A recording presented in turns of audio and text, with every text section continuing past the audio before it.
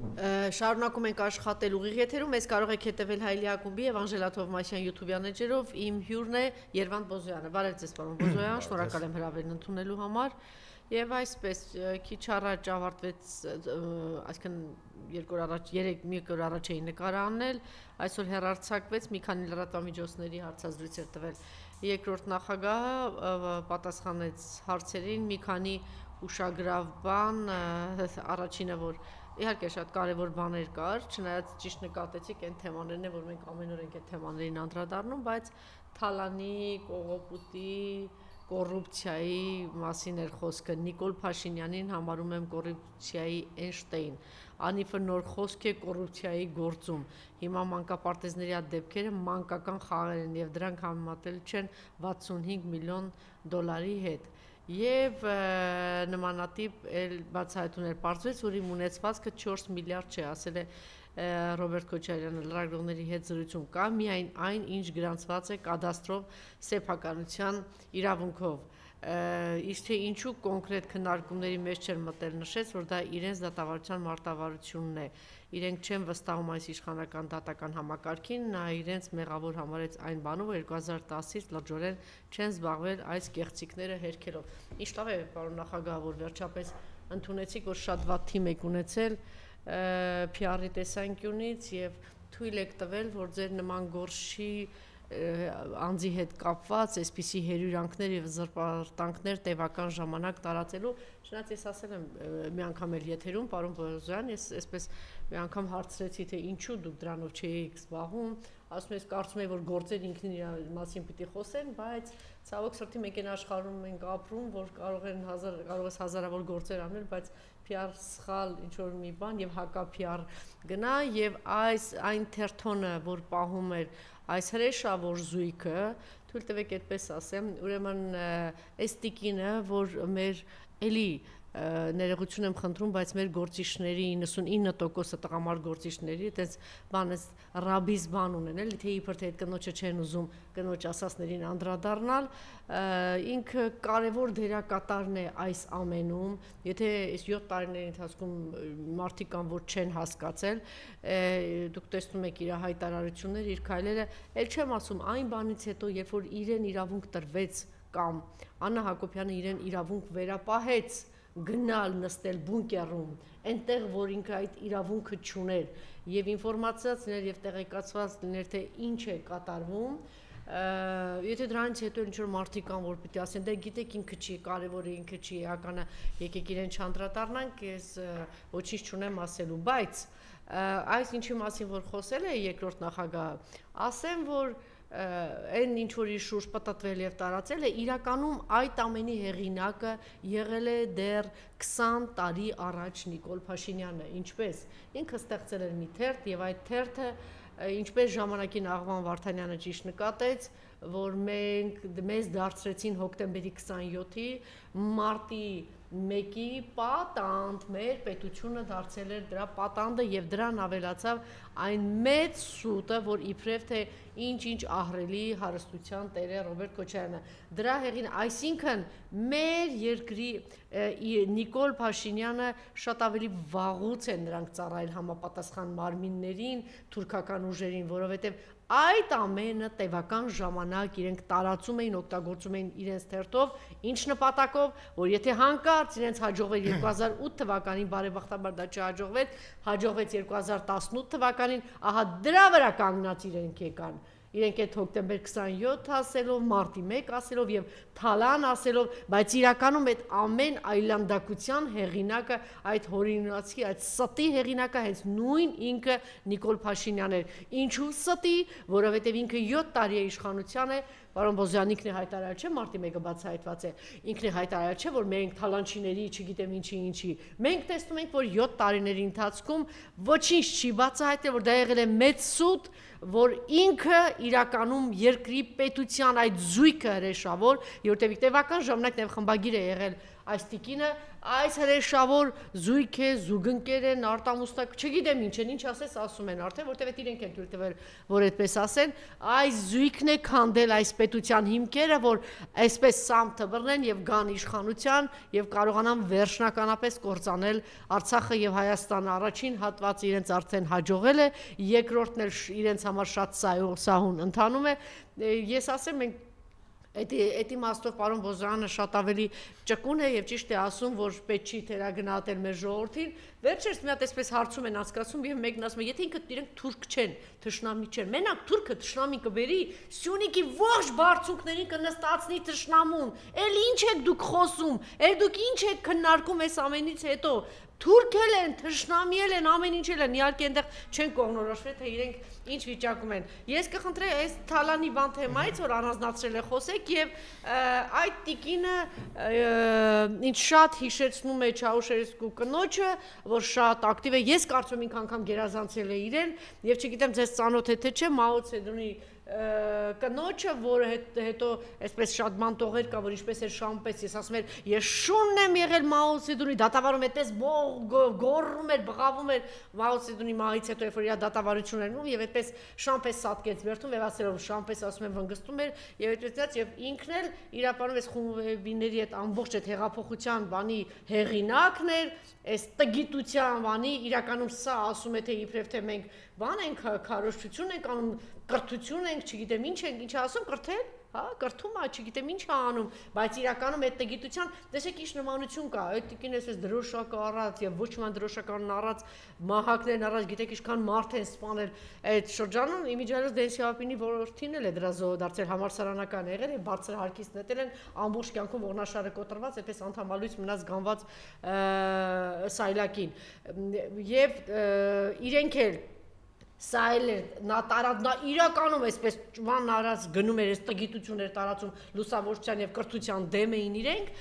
եւ դրա տակ ինչքան մարդ զոհեցին, սպանեցին, չգիտեմ, բանտարկեցին, ինչ արեցին, հիմա նույն բանը սա ուղղակի անունն է փոխել իբրև թե իրենք կրթում են եւ այս կրթական ծրագիրներն իրականացնում, չգիտեմ որտեղից ուզում եք սեր ինչու է ակտիվացել եւ լկտիության սահմանը դուք տեսեք ասում է այն ինչ որ մենք ներսում էինք խոսում, այսինքն տանը մարդկանց ասում էին ոչիլներ, տգետներ, տահասներ, ինչի սենց պորտկաց, ինչի են արդեն բաց խաղում, արդյոք այս զույգը միայնակ է մնացել, Աննանդը հասկանում է եւ ինչպես ասում են, տատետ ինքը արդեն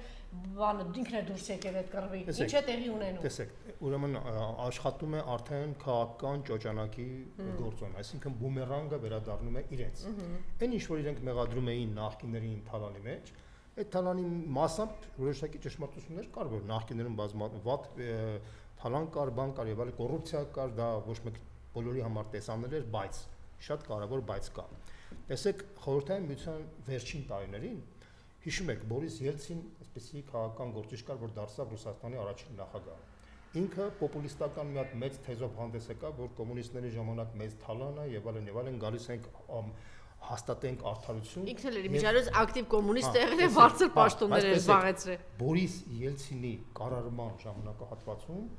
համաշխարհային բանկի փոխնախագահ Ջոն Ստիվլիսի Թալան, որ եղել է Ռուսաստանում, չի եղել երբեք։ Այդ աստիճանի Թալան չի եղել։ Այսինքն ասում են ինքնաթիռով անգամ, բանը ադամանդի քարեր են տարել, բայց ինչ ծավալի Թալան է գնացել Ռուսաստանում։ Ելցինի Թալանի չափերը աստղաբաշխական բնույթ է գրել։ Հիմա վերադառնանք մեր Հայաստանի 30 տարվա պատմության, ես ուզում եմ որ մեր ժողովուրդը տեսնի։ Լևոն Տեր-Պետրոսյանի կառավարման 7 տարիների վերջում Հայաստանի պարտքը կազմել է մոտավորապես 1.5 միլիարդ դոլար։ 1.5 հիշենք այդ թիվը, հա։ Մոտավորապես 300 միլիոն դոլար բյուջեով 1.5 միլիարդ դոլար պարտքով։ Քոչարյանի ժամանակ պլյուս, հա։ Մոտ համախառն ներքին արդյունքը կազմել է մոտավորապես 2 միլիարդ դոլար։ Հա։ Ռոբերտ Քոչարյանի 10 տարվա կառավարման ընթացքում 1.5 միլիարդ դոլարը 10 տարի հետո մնացել է նույն 1.5 միլիարդ դոլարը։ 2 միլիարդ բյուջեն դարձել է 12 միլիարդ բյուջե, 6 անգամ բյուջեն մեծացել է։ Ներողություն, համախառն ներքին արդյունքը, ներողություն։ Բյուջեն 300 միլիոն դոլարից դարձել է 2.5 միլիարդ դոլար, այսինքն 8 անգամ մեծացել է։ մարդկանց կենսամակարդակը մոտավորապես 5-ից 6 անգամ բարձրացել է։ Տները անշարժ գույքը, մենք բոլորս գիտենք, մեր բնակարանները 8-10 հազար դոլարից դառել է 40-50 հազար դոլար այդ 10 տարվա ընթացքում։ Սերժ Սարգսյանի կառավարման ժամանակ 12 միլիարդ դոլարից 10 տարվա ընթացքում բյուջեն գրեթե նույնն է մնացել, այսինքն փոփոխություն չի եղել, լճացման ժամանակ հատվածում ենք ապրել, պարտքը մեծացել է 4.5 միլիարդ դոլարով մինչև 6 միլիարդ, 4.5 միլիարդ, հիշենք այդ թիվը։ Նիկոլ Փաշինյանի կառավարման այս արդեն 7 տարվա ընթացքում արտաքին պարտքը դարձել է 7 միլիարդ դոլարով ավելացել, դարձել է 13 միլիարդ դոլար։ 7 միլիարդ դոլարով ավելացել է պարտքը։ Հիմա հասկանանք այդ 7 միլիարդ դոլարով ինչ է կառուցվել Հայաստանի Հանրապետությունում։ Այսօր ասել է երկրորդ նախագահը, միայն ճանապարհաշինությունը, տեսեք, ճանապարհաշինության վրա ծախսեր մենք տեսնում ենք, տեսանելի է, տարբեր քաղաքներում, գյուղերում եւ այլն, բայց մի թիվ ասեմ, Քոչարյանի կառավարման Լինսի հիմնադրամով մոտավորապես 200 միլիոն դոլարով հիմնական ճանապարհաշինության խնդիրները Հայաստանի տարածքում լուծված էր։ Իհարկե գյուղերում փոքր հեռավոր բաներում չէր լուծված, բայց Երևանում, Երևանի շուրջ շրջանակների բաները հիմնական լուծված էր 200 միլիոն դոլարով, այսինքն հարց 7 միլիարդ դոլարով բացի ճանապարհաշինությունից ինչ է կառուցվել։ Այս հարցը ես կարծում եմ որ պետքա մեր ժողովուրդը տա այսօրվա իշխանությանը, ասի պարոն Նիկոլ Փաշինյան 7 միլիարդ դոլարը ուր է գնացել այս 7 տարվա ընթացքում։ Շատ կարևոր խնդիր է, որովհետև մենք օրինակ մի քանի ակնհայտ բաներ տեսանք, որ պատերազմի ժամանակ հիմնադրամից 100 միլիոն դոլարը ուղակի վերցրեցին, ասեցին մենք չենք կարող ասենք ուր ենք գնում, պատերազմական գործողությունների մեջ ենք օգտագործում, չենք ասում, որևէ հաշվետվություն գոյություն չունի։ Անիֆի պատմությունը մոտ 60 միլիոն դոլար հիմնադրեցին, հիմա գոյություն չունի։ Այսինքն դրանք ուղղակի տեսանելի երկու դեպք ենք ասում, բայց մնացած բոլոր հարցերի շուրջ ըստ էության այս մարդկանց 7 միլիարդ դոլարը ուր է գնացել։ Ես չեմ ասում, որ Արցախի կորուստը միջազգային տարբեր ցուցանիշներով մի քանի տասնյակ միլիարդ դոլարա գնահատվել։ Մինչև 70-80 միլիարդ դոլար են ասում, տարբեր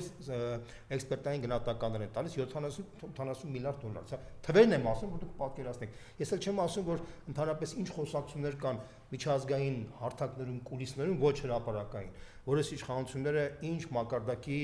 այսպես ասած, գործարքների մեջ են մտնել այդ Ղարաբաղի հետ կապված, ես չեմ ուզում դա ուղղակի մարդկանց կրքերը ավելի բանանեմ, ավելի նոր ձևի մեծաբանանեմ, որովհետև ի վերջո այնքան մարդիկ այնքան ծանր են ապրում, այնքան սրված է իրավիճակը, որ ավելի նոր ինչ-որ բան, որը դեռ փաստարկված չի, ես չեմ ուզում նրա մասին խոսեմ, բայց փաստարկված 7 միլիարդ դոլար պարտքը։ Դուք նկատի ունեք, որ այն որ անդադ պատտվում է, որ ինքը 5 միլիարդ է ծախել Արցախը, 10 միլիարդով է ծախել Արցախը։ Բայց այդ թեմաները քանի որ փաստարկված մինչև իշխանապետությունը պատմությունը Դուբայների ու Քաթարների իշխանապետությունից հետո, բայց մինչև այդ ես նույնպես եմ ասում, կա հրապարակային թվեր, այդ հրապարակային թվերի շուրջ իրանք դա հասկանում են։ Դա համար իրանց մոտ, քանի որ հասարակ ժողովուրդը արդեն տեղերում, տեղական իշխանությունները համատարած կոռուպցիայի մեջ թաղված են, եւ այդ մարդիկ որ գնում են շփվում են, տեսնում են որ նախկինից ոչ չի տարբերվում։ Պարզապես նախկինը ինչով էր սրանցից տարբերվում։ Նախկինում մտածում էին, որ այս երկիրը իրանցն է, արդարություն չկար, բան չկար, ամամարտը վերցնում էր ինչ-որ մաս իր գրպաններ դնում, ինչ-որ բաներ լուծում էր, բաներ անում, իր դղյակը սարքում էր, մարդիկ տեսնում էին այդ տեսանելի էր այդ անարդարությունը եւ այդ անարդարություն, տեսանելի անարդարությունը մարդկանց ոտի կանգնացրեց։ Սրանց մոտ, սրանք ավելի խորամանկ են, սրանց փողերը, գողացված փողերը ոչ դղյակների մեջ են դնում, այլ իրանց քարտերի վրա են դնում, այդ քարտերը արտասահմանյան բանկերում են պահվում։ Իշխանափոխությունից հետո, ինչպես որ Նիկոլ Փաշինյանն ասում, քյաբաբ առ քյաբաբ, խորոված առ խորոված, բոլոր դրսի բանկային կառույցներից մենք վերադարձնելու ենք այդ փողերը։ Ընդ որում բոլոր այն երկրները, ովքեր որ հայտարարել են Կանադայի վարչապետի բանի այդ հարաբերությունները բան, այդ օֆշորները չեն փրկել այդ իրաց միլիարդները։ Անկախ ամենից ցանկացած երկիր, ով փորձի թաքցնել կամ չգիտեմ ինչ անել, այդպիսի փորձեր կան։ Օրինակ ես տարբեր փորձեր կա։ Ըստ էության ստանալու է համարժեք պատասխան, որովհետև ի վերջո մենք մաքրվելու խնդիր ունենք, ֆունդամենտալ մաքրվելու, որտեղ այդ կեղտը կպել էր մեր 30 տարվա ընթացքում, իդեպ ասեմ, որ այս վայրի կապիտալիզմի զարգացման, վայրի օլիգարխիկ համակարգի հիմնադրման հեղինակներից մեկը դրսից էր, դրսի շրջանակները հայտարարեցին, որպեսզի մենք արագ կապիտալիզմի զարգացած գնանք, մենք պետք է համարենք, որ այն գումարը որ կա, չասենք թե այդ գումարը որտեղից է, գողացված գումարը կանանք լեգալ համարենք, որպեսզի մենք կարողանանք սեփականաշնորհում անցկացնել։ Սա դա բոլորը գիտեն, դա բոլորը անել են։ Այսինքն սեփականաշնորհման իրականացման համար, որպեսզի մենք ասենք, մենք կարանք լեգալ սեփականաշնորհում անցկացնենք, որպեսզի պետք է Անժելան, Երևանը կամ Պողոսը փող ունենան, չէ՞, որ այդ առնեն, չէ՞։ Բայց որպեսզի դա ունենան, ասած հետևյալը, որ ինչ փողեր ունի Անժելա կամ Երևանը, համարենք, որ դա լեգալ է արդեն, որպեսզի մենք կարողանանք սեփականաշնորհը անցկացնենք։ Ինչի են դրանք կարևոր։ Որովհետև Ռուսաստանում կար ռազմաարդյունաբերական համալիր, իրանք հայտարարում են, որ եթե մենք արագ չքանք այս համակարգը, կարող է խորհրդայնությունը վերականգնվի, վտանգ սպառնի։ Իրանց համար դա էր, բայց իրանք դա արեցին, ես հասկանում եմ, դա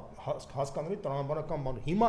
այդ օլիգարխիկ համակարգը դարձավ պատանդ այդ արևմտյան կառույցների ձեռքը։ Իրանք ցեցին շանտաժ անել այդ օլիգարխներին ու սկսեցին այդ օլիգարխներին հակընդդեմ ստեղծել պոպուլիստների բանակ, հասկանում եք, չէ՞։ Հայաստանում, Ռուսաստանում, Վրաստանում եւ այս երկու ձեռքով օլիգարխիկ համակարգ, քրեական օլիգարխիկ համակարգ եւ պոպուլիստներ մի աջ ձեռքով խաղացնում էին օլիգարխիկ համակարգին, ցախ ձեռքով խաղացնում էին այդ պոպուլիստներին, արդյունքում սրանք փորձում էին, այսպես ասած, իրար sense խառնելով իշխանությունը պահել։ Նույն բանը փորձում էին անել Ուկրաինայում, Մոլդովայում, չգիտեմ, փորձեցին, հաղթեցին, Վրաստանը ծանր վիճակի մեջ է, մեր մոտ էլ նույն բանը արեցին։ Այնտեղ հաղթել են։ Ռուսաստանում չհաջողվեց, որտեղ Ռուսաստանում քանի որ մեծ երկիր է, բավ երկիր էր, թույլ չտվեց այդ սիտուացիան, դրա համար այդ խնդրեմը կա, բայց հիմա ըստ էության այդ շրջանակները միջազգային այդ հանցագործ շրջանակները։ Չէ, ոչ թե կարողացան հաղթել եւ երբ որ այս վերջին ֆիլմի ժամանակ երբ որ Պուտինին հարցնում են, ասում են, դեստեյցիան խոստովանում է, որ ասում է ինձ իրենք խաբեցին, հետո դրա մասին, հա, Ֆրանսիայի նախագահ, Գերմանիայի նախագահ չէ, խոստովանեցին։ Դա ուկրաինական խնդրի հետ կապված էր մասն էր, կամ ՆԱՏՕ-ի աշխատասպան խնդիր էր։ Դուք դա որ հասկանում եք, ինչ ասում եմ, ես չէի կարող, ինքը ընդունում է, որ այս ժամանակ ես ուրիշ բան եմ ասում։ Մարդիկ ամբողջ post-սովետական տարածքում ապրում են անարդարության զգացումով, որտեղ հսկայական հարստություն կուտակվել է ինչ-որ մարդկանց ձեռքը, հսկա միլիոնավոր մարդիկ ամբողջ աշխարհում տենց էր 200 տարի առաջ, 300 տարի առաջ, հիմա արդեն աշխարհը զարգացել է համարտեցված սկզբունքով է զարգանում եւ կապիտալները բոլոր տեղերում գտե լեգալ են դարձել։ Ստեղ որպեսի արագ մենք անցնենք այդ խնդիրը, իրանք խրախուսեցին։ Խրախուսումը թվում էր թե դա անշահախնդիր խրախուսում էր, հետո պարզվեց որ այդ նույն շրջանակները ուզում են պատանդի կարգավիճակի մեջ դնեն օլիգարխիկ համակարգին, հետո քսի տան պոպուլիստներին դրանց վրա ու սենց վադավրոտի մեջ դնեն։ Հիմա այդ քանի որ բոլորը հասկանում են որ դրա արդյունքում պետություններ են կործանվում, օրինակ այն ինչ որ կատարում է Ուկրաինայի, դա մեծ ողբերգություն է, համաձայն ես սրա հետ դու։ Հիմա Վրաստանը պայքարում է այդ վիճակի մեջ չհայտնվի։ Հայաստանը մեծ ողբերգություն ապրեց, մենք կորցրեցինք Արցախը, դա ոչ մեկ չի հասկանում թե մենք ինչ ենք կորցրել։ Մենք ունեինք երկու հանրապետություն, մի հանրապետությունը կորցրեցինք այդ խաղերի արդյունքում։ Այդ նույն Մակրոնները, որոնք ըստ էության հեղինակն են Արցախի ոչնչացման մեջ, հիմա նույն ձևով հիմա խաղարկում են, որ Մոլդովայում այդ իրանց դրացում Մայա Սանդուն մնա նախագահ։ Նույն ձևով հիմա 3 ամեն ինչ արեցին, որ իրանց դրացում Ռումինիայում հաղթի մանիպուլյացիաների ձևով։ Իրանք այդ process-ը բոլոր տեղերում են գնում։ Իրանց երկրում, նույն Ֆրանսիայում, ըստ էության կա այդ խնդրեմը, եւ վաղտուր ֆրանսիական ժողովուրդը մերժելու է այդ շրջանակներին, ինչպես որ նույն բանը մերժելու է Գերմանիայում, Իտալիայում եւ այլն։ Հիմա մենք մեր մոտ էլ է այդ խնդիրը դրած։ Բայց ի տարբերություն այդ երկրների, եթե այդ երկրները չունեն էկզիստենցիալ գոյատևման խնդիր, մենք ունենք էկզիստենցիալ գոյատևման խնդիր։ Ի վերջո, այս պոպուլիստները, որոնք ցակ գրպաններով եկել իշխանության, դարել են սուպեր հարուստ մարդիկ, սուպեր հարուստ մարդիկ, պարզապես իրենց հարստությունը ոչ թե տեղյակների մեջ է, իրանց հարստությունը իրանց քզիտ քարտերի մեջ է, որոնք գտնում են արևմտյան շրջան բանկերում։ Սա է իրանց առավելությունը սրանց մեջ։ Չէ, այնպես չի որ իրենց կենսակերպը չի փոխվել, փոխվել է, բայց այդ շքեղությունը նախ իրանք ապիկար հանշնորհք են, իրանք տես չի որ կարողանալ են ինչ որ բան կառուցել, ինչ որ բան անել, դա չէ։ Իրանք շատ լավ հասկանում են, որպեսզի մարդկանց աչք ծակի, իրանք ստեղ ոչ մի բան ներդրում չեն անելու, դա հասկանում իրանք պրոստը գողանում են, տանում են դուրս։ Էս է իրա խնդիրը, $7 միլիարդ, 7 միլիարդ պարտ կա եկել այս ժողովրդին, հարգելի Հայաստանի ժողովուրդ, դուք 7 միլիարդ դոլար պարտ կունեք միջազգային հանրությանը։ Այդ 7 միլիարդ դոլարը այս մարտիկ ձեր անունից պարտ կվերցնեն։ Ուր են տարել փողը։ Ես պնդում եմ, որ այդ 7 միլիարդի առույցի բաժինը իրանց գրպաններն է գնացել, իրանց քարտերի վրա արտասահմանյան բանկերում նստած է եւ սպասում են, որ պահին, որ իրանց իշխանությունից զրկեն, իրանք գնալու են այնտեղ իրանց բանը բարվոք կյանքով ապրելու են։ Սա է ամբողջ խնդիրը։ Այս մարդկանց տարբերությունը նախկիններից էսա։ Նախկինները իրանք ավելի պարզունակ էին, պրիմիտիվ էին, իրանք այդ փողերը իրանք Երկիրը չէին ծախում, Արցախը ի տարբերություն սրանց երկիրը չէին ծախում, բարձուկները չէին հանձնում, Արցախը չէին հանձնում։ Անժելա, մի րոպե, այնպես չի որ իրանց շատ ավելի արդար են, իրանք էլ իրանց դղյակներ էին սարքում, բայց իրանց փողերը ստեղ էին դնում։ Լավ չի, իհարկե պետք է մենք ավելի արդար համակարգ սարքեինք։ Ինչի լավ չի, գնալուց կարող է դղյակ իրանց ուսին պետք է տանեն։ Այնուամենայնիվ շենացնում էին մեր երկիրը։ Շենացնելն էլ է պայմանական, բայց այս մարդիկ նրանցից տարբերում մի բանով։ Նրանք ավելի պարզունակ էին, ավելի պրիմիտիվ էին։ Փողերը դնում էին ստեղ, այս մարդիկ ֆունդամենտալ երկիր ծախող են նայել, Թալանի հետ միասին։ Այս մարդիկ, փաստացի, տուրիստի հոգեբանությունն են այս Հայաստանում, ըստ էության խոփանչու հոգեբանությունն են, իրանք փողերը գողացել են դրսի բանկերում են պահում, որպես ակջ ծակի, որպեսի մարդիկ չտեսնեն, բայց թվերը բացահայտում այդ ամեն ինչը, թվերը բացում է, թվերը ցույց է տալիս, որ հետևյալը, որ առաջին նախագահի ժամանակ պարտքը 1.5 միլիարդ դոլար ա եղել, երկրորդ նախագահի 10 տարվա ընթացքում պարտքը պրակտիկորեն չի մեծացել, երրորդ նախագահի ժամանակ 4.5 միլիարդով է պարտքը մեծացել, վերջապես այս իշխանության ժամանակ 7 միլիարդով ավելացել։ Անդորում այդ 7 միլիարդով ավելացած լիներ, մենք կարող ենք հասկանանք ինչ-որ բաներ սարքվել, շենքեր, 7 միլիարդով ավելացել բացի ճանապարհաշինությունից, որի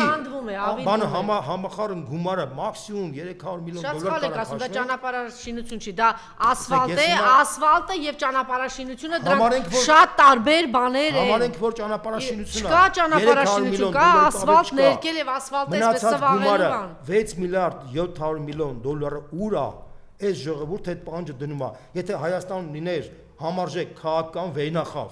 որը այդ խնդիրը ակտուալ դներ ամենօրյա ռեժիմով պահանջեր, ես կարծում եմ, որ սիտուացիան բոլորին այլ կներ, եւ այս մարդիկ ազգային ժողովին չէին լկտիաբար ելնի հայտարարի։ Եթե մարդը լկտի եւ սանձարձակ, ինչ ուզում ես արա, դու ասենք, եթե այդ կատեգորիան ինքի ի վիճակի է թքելու, հարվածելու, հայոյելու, չգիտեմ, ինչ կարող ես անել այդ կատեգորիայի հետ։ Հիմա դուք ասեք, խորհրդարանական ընդդիմությանն ասում են, թե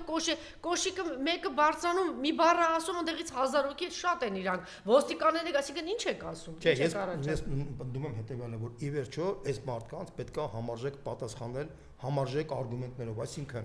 այս մարդիկ ասում են կոռուպցիա,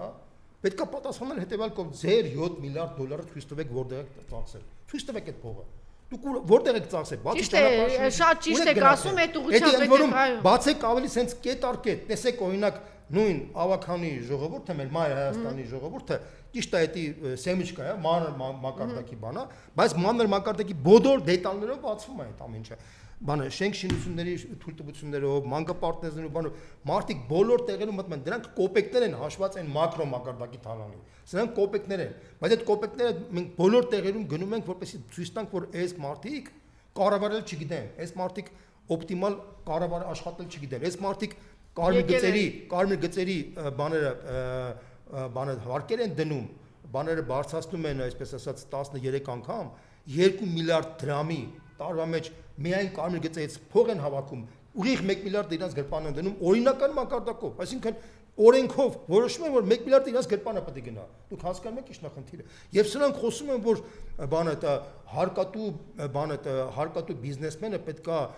ինքը հասկանա, որ մի օրինակ էլ ասեմ, էլի։ Այդ բյուջեն ծախսվում է ճիշտ մակարդակով։ Մի սովորական օրինակ ասեմ, ամեն օր ասում եմ մանումենտից իջնում ես, գալիս ես իմ ամեն օրվա ճանապարհն է։ Հերացիով որ պիտի գաս։ Ավարտված դեբիլներ են սրանք։ Ուրեմն ինչ որ էս ճանապարհը փակել, ինչ որ սյուներ են դրել, որ գալիս են, 3 ուղղությամբ գալիս եւ խցանում է լինում ամեն օր։ Եվ այնտեղ խցանված գալիս են, միջև վերջում տարածք է տված, որ պիտի մտնեն հերացի, խցանման տակ մարդիկ այդ ճանապարհ, որ պիտի 2 րոպեով անցնեն, 40 րոպե մի ժամ ասնում են։ Հո դուք ավարտված դեբիլ չեք։ Այսինքն եղած բանն էլ իրանք ամեն ինչ անեն, որ խնդրեմ ստեղծվի։ Դրանք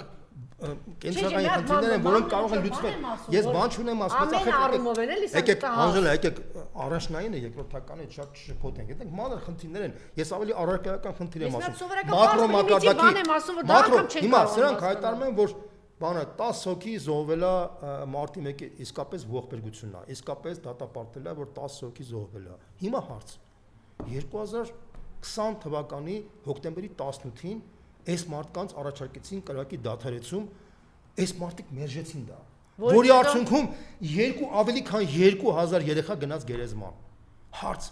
այս խնդիրը, պարզ խնդիր է, այս մարդկանց ոչ մեկ չի դնում, այս մարդիկ առանց ամոթի ծիծաղում են, անեկդոտներ են պատում, ժպտալով,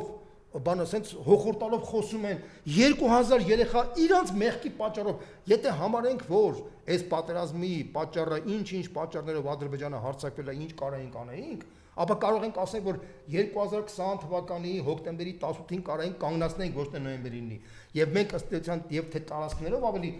քիչ կորուստություն ունենք, եւ թե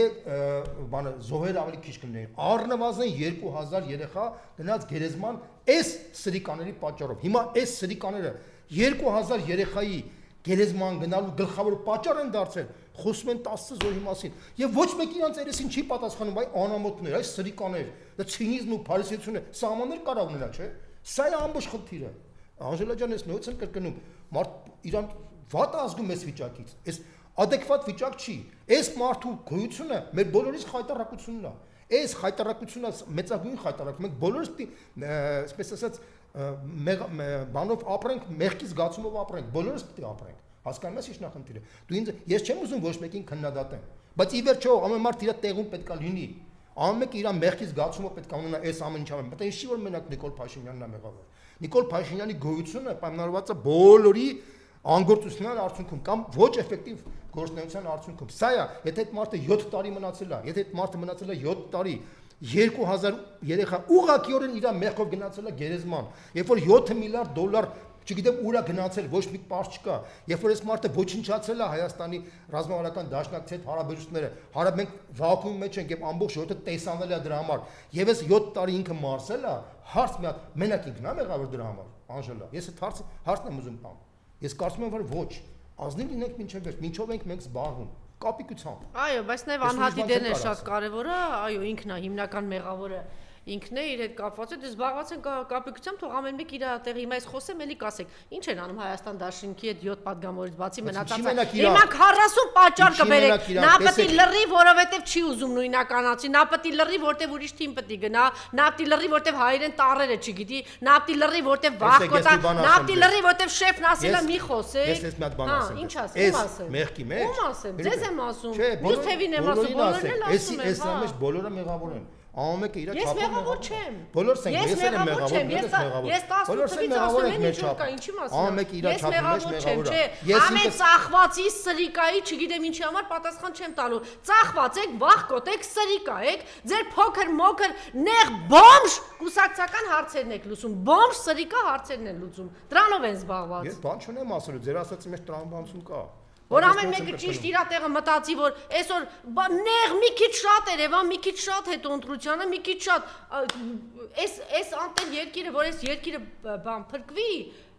էլ չգիտեմ ինչքան կարելի ասել, բոլորի համար տեղ կա։ Համաձայն եմ ես այդ, բայց մարդը որպեսի կարողանա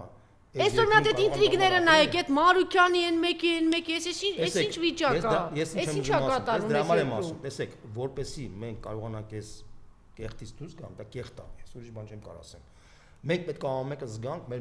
մեղավորության զգացումը։ Ես ինքս զգում եմ իմ մեղավորության զգացումը։ Ես գիտեմ, որ իմ ընկերները նույնպես զգում են այդ մեղավորության զգացումը։ Մենք ունենք այդ մեղավորության զգացումը։ Amma մենք փորձում ենք այդ մեղավորության զգացումը մեր ժողովրդի առջև ինչ որ ձևով լուծենք։ Չէ, մենք դե գործ անենք, բացատրենք, ասենք, այս սրիկայությունը, այս տականքությունը ինչ որ կա, թալան հասկացողությունը, որ մտցրել են այդ սուտը 4 միլիարդ իբրև թե տարել է,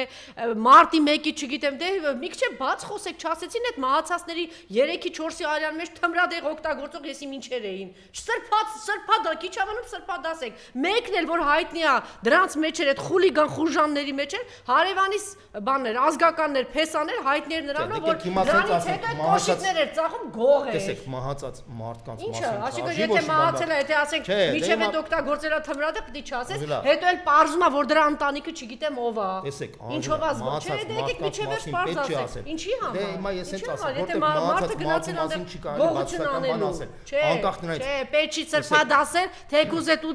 մահացածներին ասեք, սրբա դասենք մարտի, եկեք չգիտեմ։ Հիմա Նիկոլն էլ մեռներ, պիտի Նիկոլին էլ չէ սրբա դասեինք։ Տեսեք, ես ուրիշ բան եմ ասում հետեւյալ տարբերակը, որ անկախ ամեն ինչից, իհարկե մեր հասարակությունը տարբեր խավերից են բաղկացած։ Պատերազմում էլ որ զոհում են տարբեր խավերի մարդիկ են զոհվում։ Գնա մեռի արի սիրեն, հա։ Չէ, այդ չեմ ասում ես։ Ես ասում եմ հետեւյալ, ես չեմ ասում հերոսներ են կամ չգիտեմ ինչ են։ Ի վերջո ես ասում եմ հետեւյալ տարբերակը, որ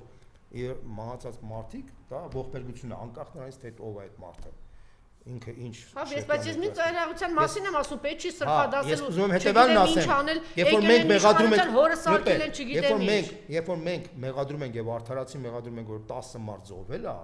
եւ մոռանում ենք ասել, որ այս մարդկանց պատճառով ավելի քան 2000 մոռանում ենք ասենք այդ 10 մարդուն ով էր կոչը։ Ոչ, մոռանում ենք 10 քանի տարի տևական ժամանակ ասենք, որ այս սրիկա տականք հետ ով էր ասում գնացեք այնտեղ ջարդեք, փշրեք, այդ կատաղությունը, այդ այլանդակությունը ով էր ներարկում, ով էր գոռում, ով էր տարածում, Նիկոլն իր թիմը, չէ։ Տեսեք, եթե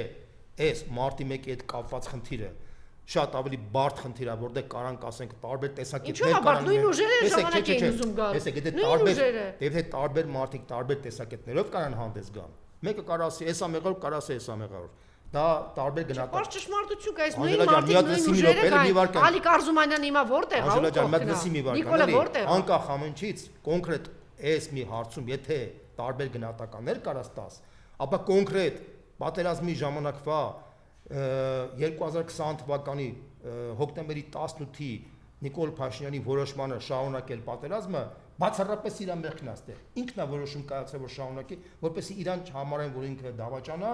որի արդյունքում 2000 երեխա գնացել է գերեզման։ Այսինքն 2000-ը մաքուր Նիկոլի խղճի վրա է։ Իհարկե, ինքը, բայց իր խղճի վրա 2000 երեխա արյուն կա, բայց հասարակությունը դա չի ֆիքսում դա, ինքն դա չի զգացել, չի հասկանում։ Ինքը եթե դու նկատում ես ծիծաղում է, ժպտում է, ինչ որ հոխորտում է, ինչ որ գնահատականներ է տալիս, ինչ որ հայտարարություններով է հանդես գալիս, ինքը իրան լավ ազգում, բնականոց ձուկը ջրի մեջ է ազգում, բայց դրա համար մենք բոլորս ենք մեղավոր, որտեղ այդ մարդուն չենք բացատրել, որ տղա ջան, դու մեղավոր ես կոնկրետ այս կոնկրետ մեղքի մեջ ես։ Եթե տարբեր ուրիշ հարցերում, ասենք պատերազմի սկզբան ժամանակ, ես համարում եմ էլի ինքն է մեղավոր, որտեղ ըստ էության բանակցային process-ը պրավալ տվեց ինքը։ Բայց տեսականորեն կարա ուրիշ գնահատականներ լինի, որ սենց ա եղել, Ադրբեջանը սենց է, ինչ-որ կարա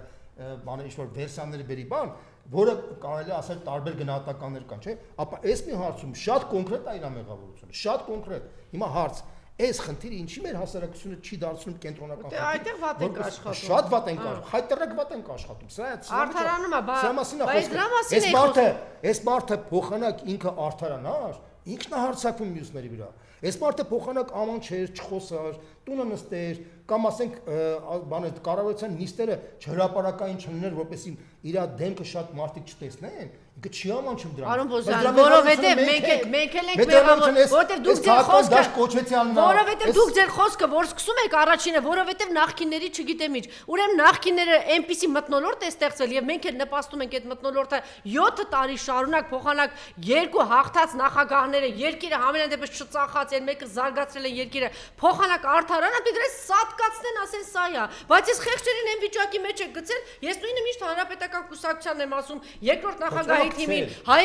փոխական դաշտը, դե մենք որովհետև ամեն մեկս չգիտեմ ինչի ուզում ենք եսի մինչ Երևան կասենք նախկինների ժամանակ, այսինքն նախ պիտի այս մարդկանց ասել այդ արդեն 7 տարին բավական է, դա մի տարին էր բավական, ոչ թե պիտի արդարանան, այլ զբաղվեն այս եթե մենք ուզում ենք ապրենք սև սպիտակային դաշտից դուրս, ապա մենք պետք է ասենք, որ իհարկե 30 տարի մեջ բազմաթիվ բացասական բաներ են եղել։ Եթե մենք ընդունենք, որ ոչ մի բացասական բան չի եղել։ Հասկացանք, 7 տարի էս մարդը հատը երկիրը կակը չկա, դուք հələ ոչինի պատմությունն եք ասում, այն 4 միլիարդը մի հատ քիչ ամնում ասեք, այսօր ինչի պետք է 7 տարի հետո մի հատ էլ նորից Ռոբերտ Քոչարյանը արդարանա կամ այն մեկ արդարանա կամ հանրապետական կուսակցությունը դի դնեին, չգիտեմ ինչ անես, դա բերող խանգարում որ դրանք դնեին։ Դա եմ ասում, որովհետեւ չգիտեմ ով է խանգարում որ ընդդիմությունը ներկայացնել այս խնդիրները, կարող է մենք ենք մեղավոր դրանից։ Դե որտե մենք էլ այդ մտնոլորտը չստեղծենք։ Մենք էլ ենք այդ մտնոլորտը ամեն երկրորդը այստեղ գալիս է, որովհետեւ նախկինների իրանց հորարևին աչոք են ուզում հավաքել։ Նախկիններին ինչ որ բան ասելով, որ գործ չին ուզում ես նայեք, որ գործ չին ուզում եք նայեք, 10-ից 9-ին որ նայեք, գալիս նախկինները չգիտեմ ես ինչ, մի հատ չկա տանում այս երկիրը։ Ես տոնում որ ես ասեմ, տեսեք ինչ եմ ասում։ Նախկինում եղել է եւ լավ բան, եւ վատ բան։ Դա ակնհայտ է։ Երբ այդ լավ բաները պետք է մենք ժառանգենք, վատ բաներից հրաժարվենք։ Մենք չենք կարող ասենք որ մենակ լավ բան ա եղել։ Հասկացեք, բայց այսօր արդեն դրա ժամանակը չի։ 7 տարի այս մարդը ծախել է երկիրը, տակը երկիր չկա։ Մնացել է, որովհետև այս 7 տարի շարքել է այդ խնդիրը եւ որպեսի շահարկել է այդ խնդիրը եւ դրան նպաստել են մյուս քաղաքական ուժերը, Էդմոն Մարուկյանական, չգիտեմ ինչ, որ դրա վրա աչոք են շարունակում հավաքել։ Նախկինը վատա, էսի վատա, ես գալիս եմ։ Ես քեզ մատ խորհուրդ եմ տալիս, որ դու անկախ ամենից ցանկացած գնահատական հետ կապված մի հատ բացի հանրային կարծիքի հետ շփվելուց բանից, նաեւ վերլուծելու մի հատ բան դնենք։ Պարզ մատ խնդիր կա։ Եթե մենք ուզում ենք սև սպիտակային տրամաբանության մեջ ապրենք, այս երկիրը ապագա չի կանգնելու։ Չէ, սև սպիտակայինը հետևյալն է, որ պետք է մենք ճիշտ բանը, ճիշտը հետևյալը ճշմարտությունը միակն է։ Պրավդա ճշմարտությունը միակն է։ Ինչ է դա ճշմարտությունը, որ այս 30 տարի մեջ իսկապես մենք ունեցել ենք հաղթանակ։ Այս 30 տարի մեջ մենք պետություն ենք սարքել։ Այս 30 տարի մեջ մենք տնտեսություն զարգացնում ենք։ Մենք ապացուցել ենք, որ մենք կարողանանք ինքնուրույն որպես պետություն կարողանանք զարգանանք ապրենք։ Դա դրական է դա։ Բացական եղել է այն, որ մենք անտեսել ենք մարդու շահերը, սոցիալական իմաստով այդ մարդը անտեսված է եղել։ Հիմա հարց, մենք այդ դրականը պետք է ժառանգենք, բացականից մերժենք։ Բացականը պետք է մերժենք, որպեսզի հասարակ մարդը մեզ վստահի։ Եթե դու չես խնդրում այդ ճանապարհով, հասարակ մարդը քեզ չի վստահում։ Այդ ամենակարևոր խնդիրն է, որ ոչ մեկ տենց չհասկացավ, որ դու ասում ես թե ինչի է մնացել այս մարդը 7 տարի, որտեվ ճշմարտություն ոչ մեկ չի խոսած հենց այդ իմաստով։ Ես մարդը 7 տարի ով իր խոսքը սկսում ասում է նախկինների, չգիտեմ էսի, չգիտեմ մենի, չգիտեմ, բայց ես կարծում եմ այդ ասողների չգիտեմ մի տոկոսը ազնիվ չի, որտեվ իրենց բացարձակ այդ հետաքրքիր, իրանց հետաքրքիր է մի հատ երրորդ չէ, երրորդ տեղը մենակ թե զբաղեցնենք, նրանց էլ ասենք, մենք ասենք բան ենք, մենք չգիտեմ ինչ ենք։ Բազմաթիվ մարդիկ կա որ ազնիվ դիրքերով չեն հանդես գալիս, դա այլ խնդիր է, կա ճշմարտություն եւ կա բայց պիտի նաեւ գիտակցես, չէ, եթե դու դրանով իսկ ուժ ես տալի, որ նորից շնչի եւ հրապարակում մնա այն տեսակը, որ երկիրը ծախել է, Արցախը ծախել է, Նիկոլես տեսակը մնա, ուրեմն դու ազնիվ չես։ 7 տարի այս մարդը մնացել է իշխանության։ Ով է սրա մեղավորը։ Գլխավոր մեղավորն ով է։ Հարց։ Հարց եմ տալիս։ 7 տարի այս մարդը մնացել է անպատիժ։ 7 տարի այս մարդը մնացել է 7 միլիարդ դոլար պարտ կա բերել այս ժողովրդին, առանց այդ ծանր վիճակի։ Մենք բոլորս ասում եմ, մենք բոլորս ասում ենք, ամենագլխավոր դերակատարը գլխավոր, ես ես պարզ հարց եմ տալիս քեզ։ 7 տարի մեջ մնացել է, մի րոպե շատ, 7 տարի մնացել է։ Քաղաքական ընդդիմադիր էլիտան, այդ պիտի ասեմ, հա։ Այդ ընդդիմադիր էլիտանը մնացել է։ Ինչի է մնացել տենց վիճակի մեջ, որտեվ անկեղծ վերլուծություն չի եղել թե ինչն են կարել, ճիշտ ինչն են կարել։ Չի արել, նախկին իշխանությունները 10 անգամ ասել է, 10 անգամ ասել է մենք այստեղ սխալ ենք, բայց այն մնացածը չէ, նախ արել է, որովհետև նախ վախվորած, չգիտեմ ինչի վախվորած, հետո միշտ այո այս ուրեմն մենք պետք է քո ասելով պետք է ընդունենք, որ այս ժողովուրդը անընդունակ է անցալելու ճշմարտությունը։ Այս ժողովրդի հետ ոչ, ուրիշ բանի մասին եմ ասում, այս ժողովրդի հետ 20 տարի շարունակ այդ թերթոններով, այդպիսի քարոզչությամբ, թուրքական քարոզչությամբ դուք էլ բացատրեցիք, արևմուտքը եկել էր գրավել էր, ինչ էր անում օլիգարխիկ համակարգ, շատ ձեռնտու էր, պատանդ էր դարձրել, այո, 1000 անգամ սրա մասին խոսել ենք։ Այսպես իրենք պատանդի կարգավիճակում էր հայտնվել մեր ժողովուրդը։ Իրա գլուխը 20 տարի մի բան մցրել են։ Հիմա մենք փոխանակ այդ բացատրենք, արդեն գանք հասնենք մի տեղը, բայց ես տեսնում եմ, որ այդ բացատրողների 99% ազնիվ չի, որտեվ իրա կրճոնն է ուզում պոկի։ Արի ես մի բան ասեմ, ես մի հատ էլ ասեմ նրանց մենակ թե կրճոն է տեղից պոկի։ Ես դրա համար չեմ ասում, ես դրա համար ասում հետեւյալը ճիշտ ես ասում, բազմաթիվ մարդիկ կան, որ շուռը բաղլագանավի պես ուզում են իրանց բայը փախցնել։ Էսա հայրենիք չկա, տակ իրանց հայրենիք չի ուզում, իրանց չեն մտածում։ Ես օրինակ նայում եմ, ասեմ, լավ, այս վիճակում ով կարող է այս վիճակից, չէ, ես այնտեղ տեսնես մի բան կունենամ, թե չեմ ունենա, ես սա կփոկեմ, թե չեմ փոկի, բոլորի ուղերն է դա։ Դե դրա համար էլ էսա մնացել տակը։ Ես համաձայն եմ, ես թե մենք այս վիճակի մեջ չունենք, ես դրա համար եմ ասում, մենք բոլորս ամենը ինչ-որ մի մասով մեղավոր ենք։ Հասել ենք դրան, ամեն դեգեներատ գլուխա բարձրացում, մանդարին ներկրող ու կանաչի ներկրող, ասում ես վարչապետ պիտի լինեմ։ Այս ինչ օրն ենք ընկել մենք։ Ես ասում եմ, պարզ ճշմարտություն, որովհետև մենք կիսա ճշմարտություններ ենք ասում։ Կիսա ճշմարտությունը ասում ենք հետևել թե ով է, ասենք, այս կապիկությունը սարքում։ Մենք չենք ասում դրա մասին, որովհետև չնեղացնենք ինչ-որ մարդկանց։ Մենք կիսա ճշմարտություն չենք ասում, թե որ այս կապիկությունը չենք ասում, բայց պետք չի որ հիմա Գիտես ինչ նախնդիր Անժելա ջան, մենք եթե մինչև վերջ անկեղծ ասենք, մեր ժողովուրդը ուրիշ բան, բայց մենք չենք ասում, որտեվ հաշվի ենք առնում, որտեվ գիտես ինչ որ չարժի ասել, որպեսզի մենք չներվայնացնենք ներ ընդդիմադիր ինչ-որ շրջանակներ։ Ես ըմբռնում եմ ընկալում, ես որտեվ համում դա կարևորել չի հիմա, նույնիսկ դա էլ կարևոր չի։ Բայց ես նույնպես եմ ասում, եթե մենք ուզում ենք, ես դրա համար եմ ասում, ոչ թե ճշմարտությունը խոսենք այս քաղաքական դաշտին իրար խփելով, որտեվ դա իմաստ չունի։ Ես ասում եմ ճշմարտությունը պետք է ասենք մեր ժողովրդին իրական օրակարգ ներկայացնելով։ Ու կարևոր մի էլեմենտ ասեմ, որ դու պատկերացնես։ Բոլորս համոզված ենք, որ Նիկոլ Փաշինյանը պրծած մարդ է, չէ՞։ Բոլորս համոզված ենք, որ ինքը Չգիտեմ, եթե այսպես գրած 26-ին է կարող հաղթի։ Եթե մի րոպե, եթե 26-ին է կարող հաղթի, դա նշանակում է, որ կամ մեր ժողովուրդը անորակ ժողովուրդ է, որ քեզ չի ընկալում, կամ դու ինչ-որ մի հարցում սխալվում ես, բայց չես ուզում որ սխալ ընդունես։ Համաձայն ես։ Երրորդ տարբերակ չկա, Անժելա։ Ես ասում եմ հետեւյալ տարբերակը։ Կա երկու տարբերակ։ Եթե 26 թվականին դու համարում ես, որ ինքը կարող է վերարտադրվի, նշանակում է կամ է ժողովուրդը քեզ չի ընկալում։ Որովհետև ես հիմա արդեն տեսնում եմ, որ ընդդիմությունը այնուամենայնիվ էլի չի կարողանում ճիշտ աշխատել ժողովրդի հետ։ Ճիշտ ներկայացնել խնդրեմը դուք ինքներդ եք ասում, գնում եմ յուղեր շրջաներ, տեսնեմ որ չեք կարողանում ժողովրդը ճիշտ աշխատել, որ ես ասում եմ հետեւյալը, այս ընդդիմությունը կտրված է հասարակությունից, ժողովրդից կտրված վիճակի մեջ է, կտրված է։ Որովհետև շատերը նախկիների կոմպլեքսավորել են, ասել են, դուք ես բայ դուք ես արեք, իրանք ես կոմպլեքսավորվածի նման դուրս են գալի մի հատ ինչ որ բան, մենք ես չենք մտնել, դες ինչ որ անհասկանալի պաշտպանական բան է։ Լսի մի հատ աշխատի լսես, ասում եմ դա կտրված է ոչ թե այն բանի պատճառով, ասում եմ որովհետև այս մարդիկ դա քաղաքական գործ, դա աշխատանք է։ Աշխատանք նշանակում է շփվել հասարակ մարդկանց հետ։ Օրինակ եմ ասում, մարդը, որ ընտրվում է падգամավոր ավականի, ինքը սկսում է իր ընտրողի հետ աշխատել, ամբողջ աշխարհում տենց է։ Աշխատանքը դա ենթադրում է տեղի մարդը հետ անընդհատ աշխատել, իր հոգսերի մասին խոսել, իր խնդիրների մասին խոսել, իր պատկերացումների մասին խոսել։ Ամբողջ Հայաստանում դա պետք է աշխատանք լինի։ Հայաստանում այդ աշխատանքը չի, Հայաստանում ընդհանրապես ոչ միայն հիմա, այլ երկար ժամանակ, հիմա որ կասես հիմա կմեղադրես 30 տարի մեջ այդ կուլտուրան սեփական ընտրողների հետ աշխատել չի եղել։ Նախկինում համարել են, որ այդ մարդկանց կարելի է 10,000 դրամով վերցնել, աշխարհը վերցնել, իրականություն եմ ասում։ Հիմա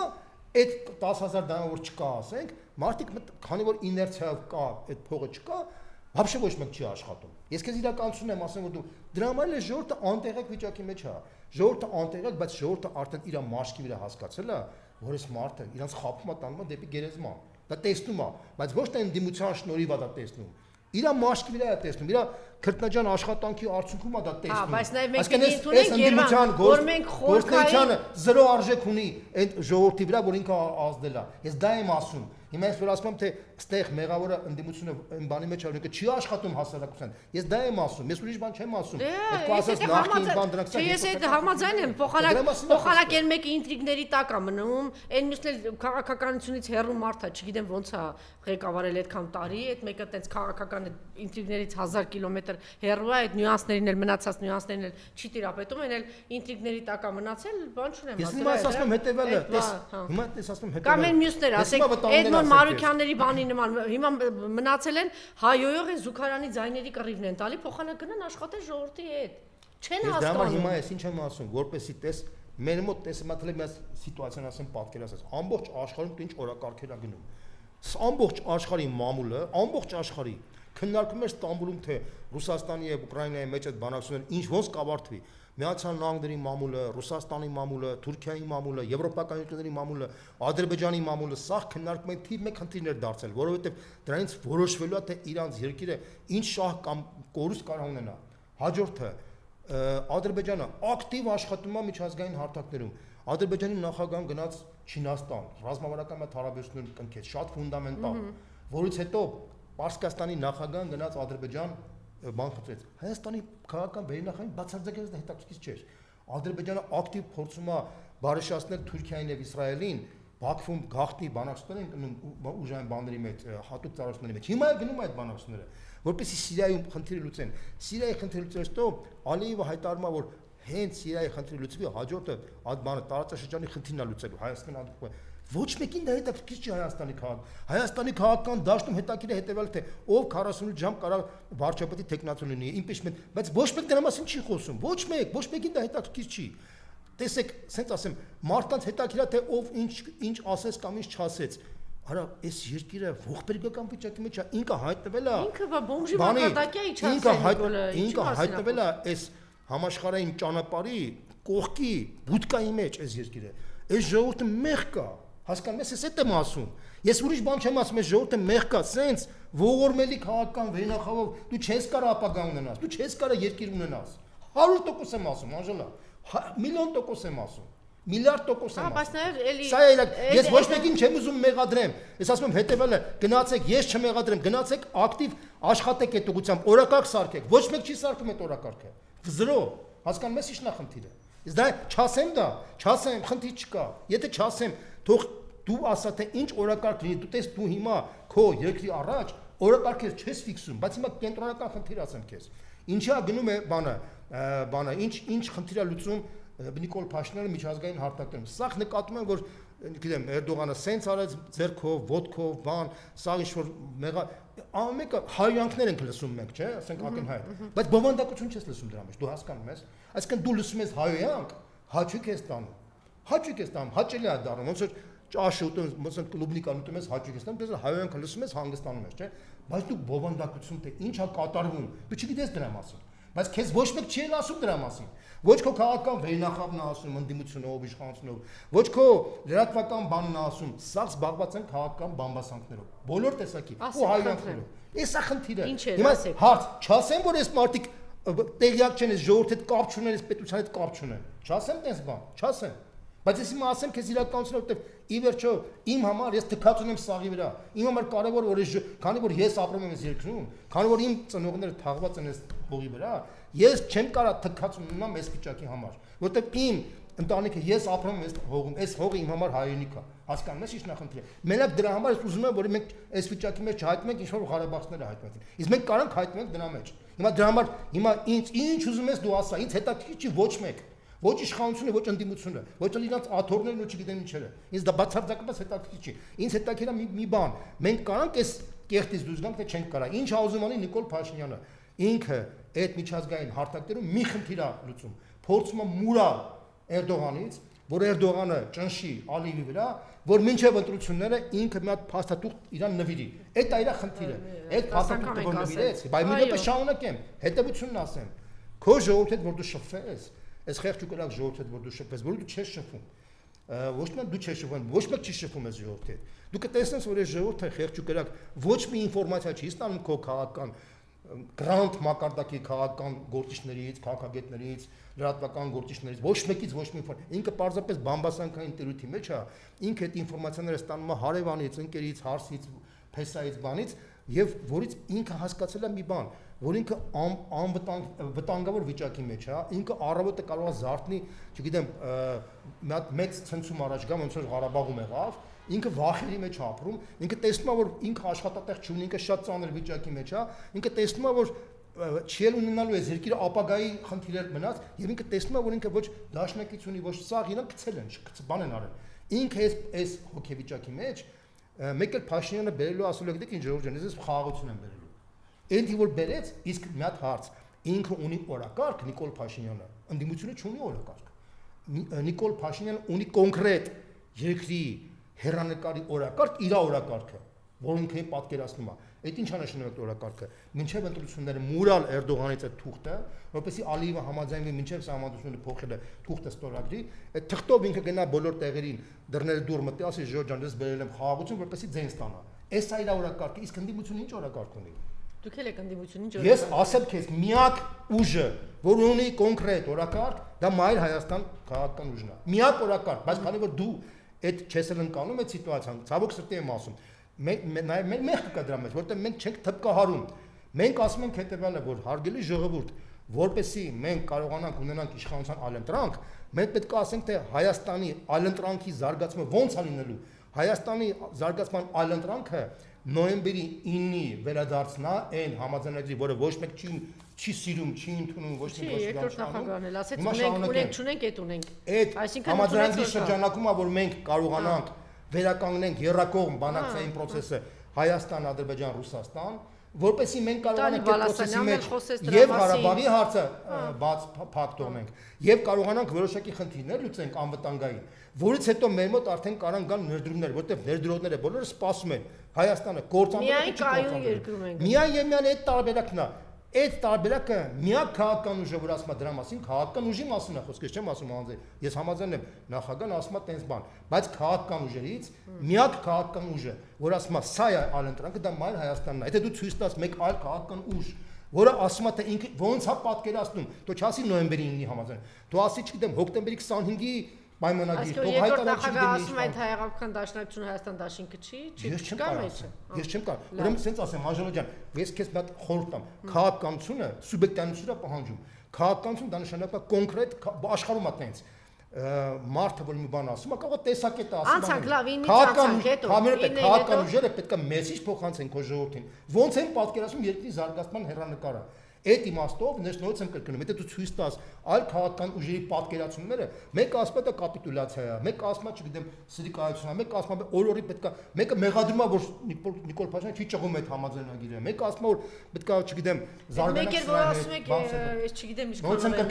Հայաստանի Հանրապետությունում, ռեալ, կոնկրետ այս հարցում, միայն ասել է բանը Մայր Հայաստանը, մեկ էլ որպես անձ ասել է երկրորդ նախագահան։ Ուրիշ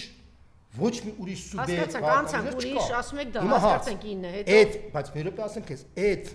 տիրույթի մեջ արդեն հնարավոր է խոսել տնտեսական զարգացման մասին, աշխատատեղերի բացման մասին,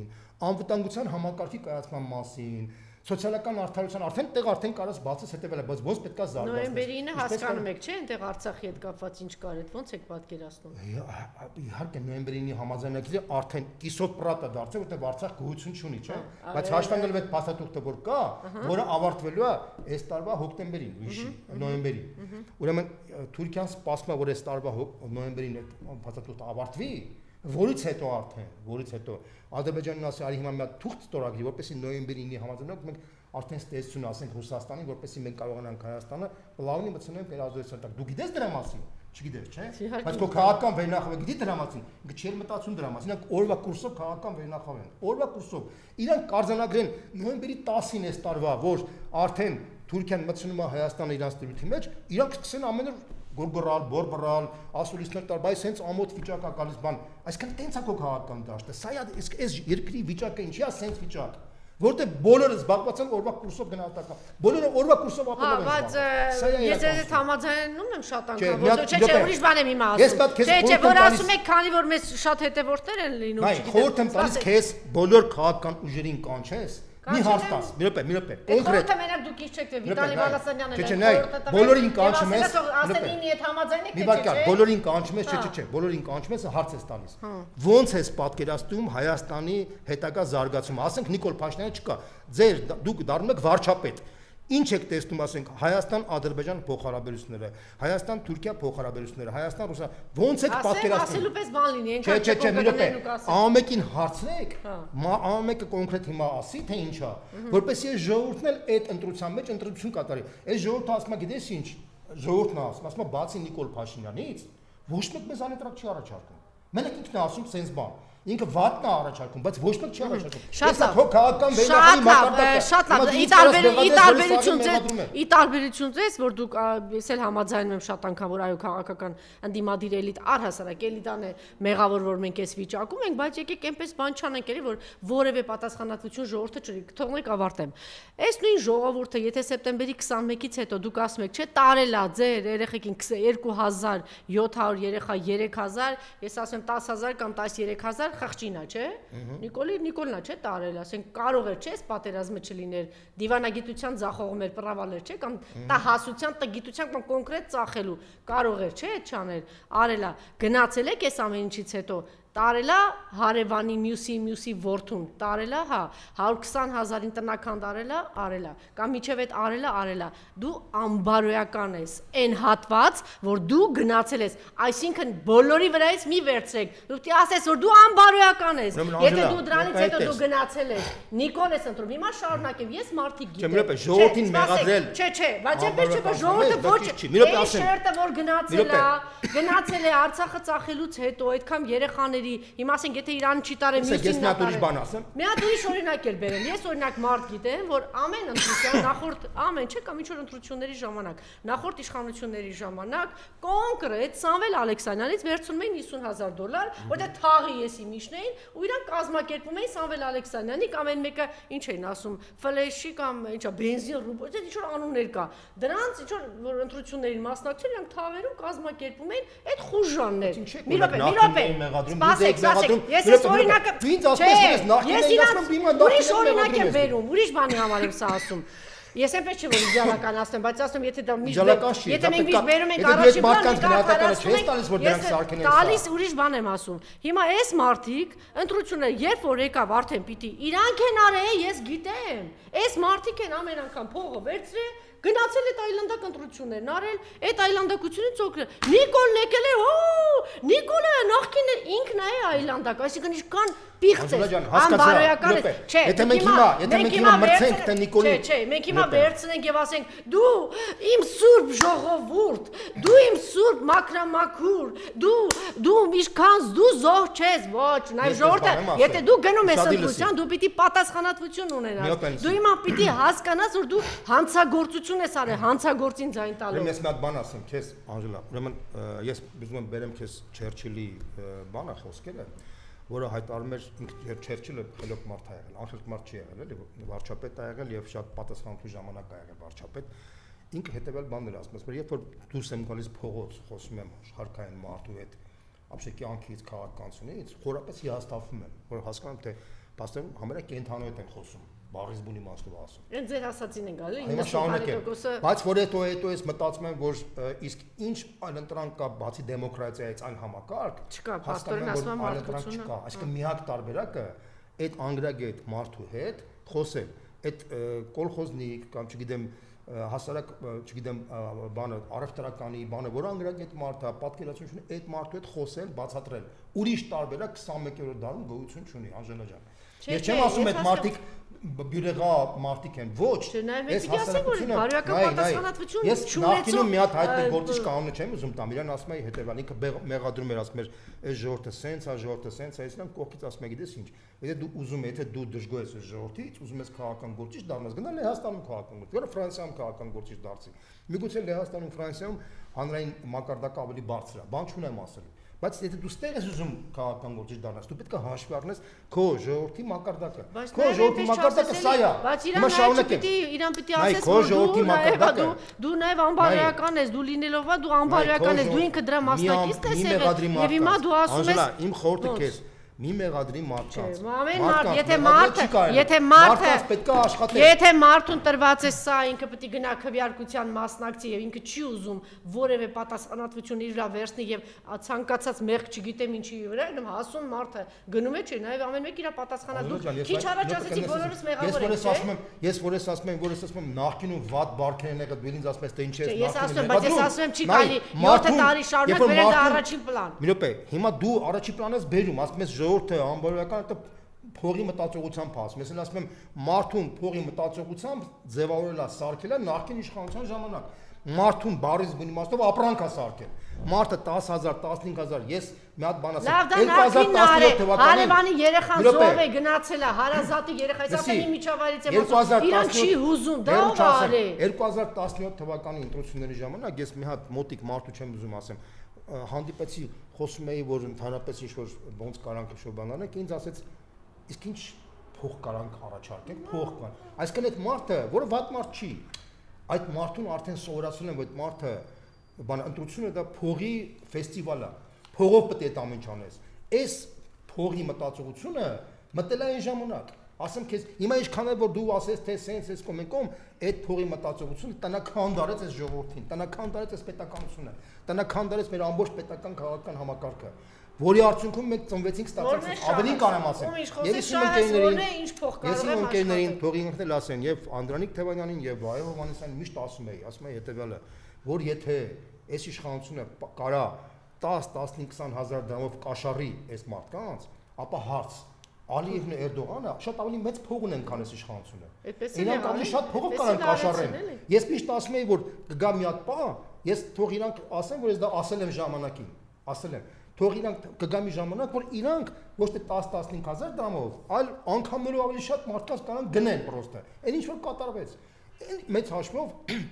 Հայաստանում դա է կատարվել։ Դրա մեջ մեղադրել հասարակ մարդուն, որը շատ վատ ասում եմ, նաև իր մեղքի պատասխանատվության բաժինը ամեն մեկի չափի։ 23 թվականի ավականու ընտրությունների ժամանակ Մասիվում նախընտրական արշավի ժամանակ ես ականատես եղա մի հատ կնոջ հետ, որի հետ այս Մայր Հայաստանի խումբը բան եղավ, կոնֆլիկտ ունեցավ, հետո գնացին ես առանձին նստեցի խոսեցի էլի այդ կնոջ հետ, ինքը փաստացի տասովշիկ էր։ Նիկոլ Փաշինյանը աշխատում էր, Տիգրան Ավենյանի համար աշխատում էր, ասում եմ լավ, մի հատ հարց տամ էլի, քեզ ասել են որ դու աշխատել ես, հա, ես աշխատել եմ բոլոր նախագահների ժամանակ տասովշիկ եմ աշխատել, սկսած առաջին նախագահից մինչև հիմա աշխատել եմ, հիմա ասում եմ դու գազ քո իշխանություն քո համար եմ աշխատելու, ասում եմ ինչի, ասում եմ որտեղ տեսնում ես այս գարաժում իմ փոքր խանութը, դրա հաշվին եմ խանութը սարքել, այդ դրա հաշվին եմ ընտանիքս ապրում, ես իմ մասնակցությունը տասովշիկությունն է, ես իմ մասնակցությունս հետևյալն է մարդկանց հատ հանդիպեմ, մարդկանց ինչ-որ բաներ խոստանամ, որ այդ մարդիկ հետագայում քվեարկեն կոնկրետ իմ մարդուն։ Կգա ես այն ժամանակ աշխատել եմ առաջի, երկրորդ, երրորդ, հիմա վարչապետի համար եմ աշխատում, վաղը դու կգա քո համար կաշխատեմ։ Այդ այս համակարգը դրածա տենց, այդ մարդը ինձ է ասում տենց բան, հասկանում ես Անժելա ջան։ Ստեղ ես ոչ մեկին չեմ ուզում մեղադրեմ, ես փաստ եմ արձանագրում, բայց մի բան կարամ ասեմ, որ այս իշխանությունը նախորդից ոչինչով չի տարբերվում, մի բարձով է տարբերվում։ Կոռուպցիայի չափով մի անգամներով ավելի շատ կոռուպցիայի մեջ է թաղված եւ ազգային մասով ինքը Ղարաբաղը հանձնել եւ ապազգային անձնավորությունն Ինչ է կանթատասում Արցախը Հայաստանի տարածքներ չի հանձնել Հայաստանի հետ Ես ավելի գլոբալ եմ ասում, գլոբալ, ես գլոբալ, շատ գլոբալ, չէ, սենց ասեմ, Սյունիքը չի հանձնել։ Տեսեք, ես հիմա դուք պետք չի շատ բան անենք, կոնկրետ Արցախը հանձնելա։ Չէ, ես չվախեցնենք։ Սյունիքը եթե ասենք հրամանան տվեց, եթե բոլոր բարձունքները տվելա, ի՞նչ է դա նշանակում։ Անժելա ջան, ես հիմա փաստ եմ արձանագրում ես պայմանությամբ։ Ես ինչ եմ ուզում, ես չեմ ուզում դետալների մեջ մտնել թե լավ, հաջորդ հարցը տեսեք։ Ասում եմ, որ սա է իրականությունը։ Այս համակարգը մինչև մենք չքազմաքանդենք, մենք չենք կարող այս վիճակից դուրս գալ։ Շատ լավ, հիմա այս համակարգն է, որ այդ համակարգն է, որ տանում է տնական դասարկում մեր պետականությունը։ Մինչև դրա մասին չխոսենք, մինչև չկարողանանք մեր ժողովրդին վստահություն չենք կարող վերցնել։ Ամենակարևոր խնդիրը սրա մեջ է։ Իսկ մենք լուրջ անվտանգային խնդիրներ ունենք։ Հիմա ակնհայտ է, չէ՞, դառնում ձեր գնահատմամբ, այս զույգը սկսել է քարոզարշավ։ Այդպես է թե այդպես չի։ Իհարկե։ Բայց ճիշտ է անում, որտեղ հիմա պետք է Այսինքն այն կրթելու ծրագիր ինչա, կրթենք ինչա ասում արյա։ Նայեք, իրանք փորձում են աշխատել ժողովրդի հետ, որպեսզի լրացուցիչ մի անգամ էլ կարողանան մարդկանց խաբեն։ Զուտ քաղաքական տեսակետից ես իրաց մեղադրել իրանք չունեմ, որտեղ այդ մարդիկ քաղաքական տեսակետից ճիշտ որոշում են կայացնում։ Իրանք հիմա աշխատում են ժողովրդի հետ, որպեսզի ընտրությունների ժամանակ մաքսիմալ շատ ձեն հավաքեն։ Հարց կրթելը նորաձևի օգտագործում։ Անժելա ջան, հիմա բացատրեք, էլ ուզում եմ մի քիչ բացատրեք, ինչ են անում, այս զույգը անուն ազգանունով, ինչով է զբաղված են նախընտրական արշավով։ Իրանք չէ, զույգը Անան եւ Նիկոլը զբաղված են։ Անժելա, հիմա մի րոպե, որպեսզի մենք հասնի, լավ չեն հասկանում։ Անժելա ջան, պարզ նորից եմ ասում, իրանք զբաղված են նախընտրական արշավով եւ ճիշտ են անում իրանք տեսակետից, որպես իրանք մաքսիմալ շատ ձեն հավաքեն։ Սա է խնդիրը։ Իրանք շատ լավ գիտեն, որ ձեն չունեն այլևս։ Իրանք շատ լավ գիտեն, որ վերարտադրության խնդրեմ չունեն։ Իրանք հույսը երկու բանի մեջ է, որ ի վերջո Էրդողանը այդ մուրալը բանանի հաշվի առնի, Ալիևին մի հատ նվեր տան մինչև ընտրությունները, մի հատ թուղթ կտոր տան, որպեսզի մարդկանց լրացուցիչ կարողանան խաբեն, եւ երկրորդը որ ընդդիմությունը անգործ մնա, սկսվի զբաղվի քաղաքական բամբասանքներով, բաներով եւ աշխատի այսպես ասած կապիկություններով զբաղվի, այս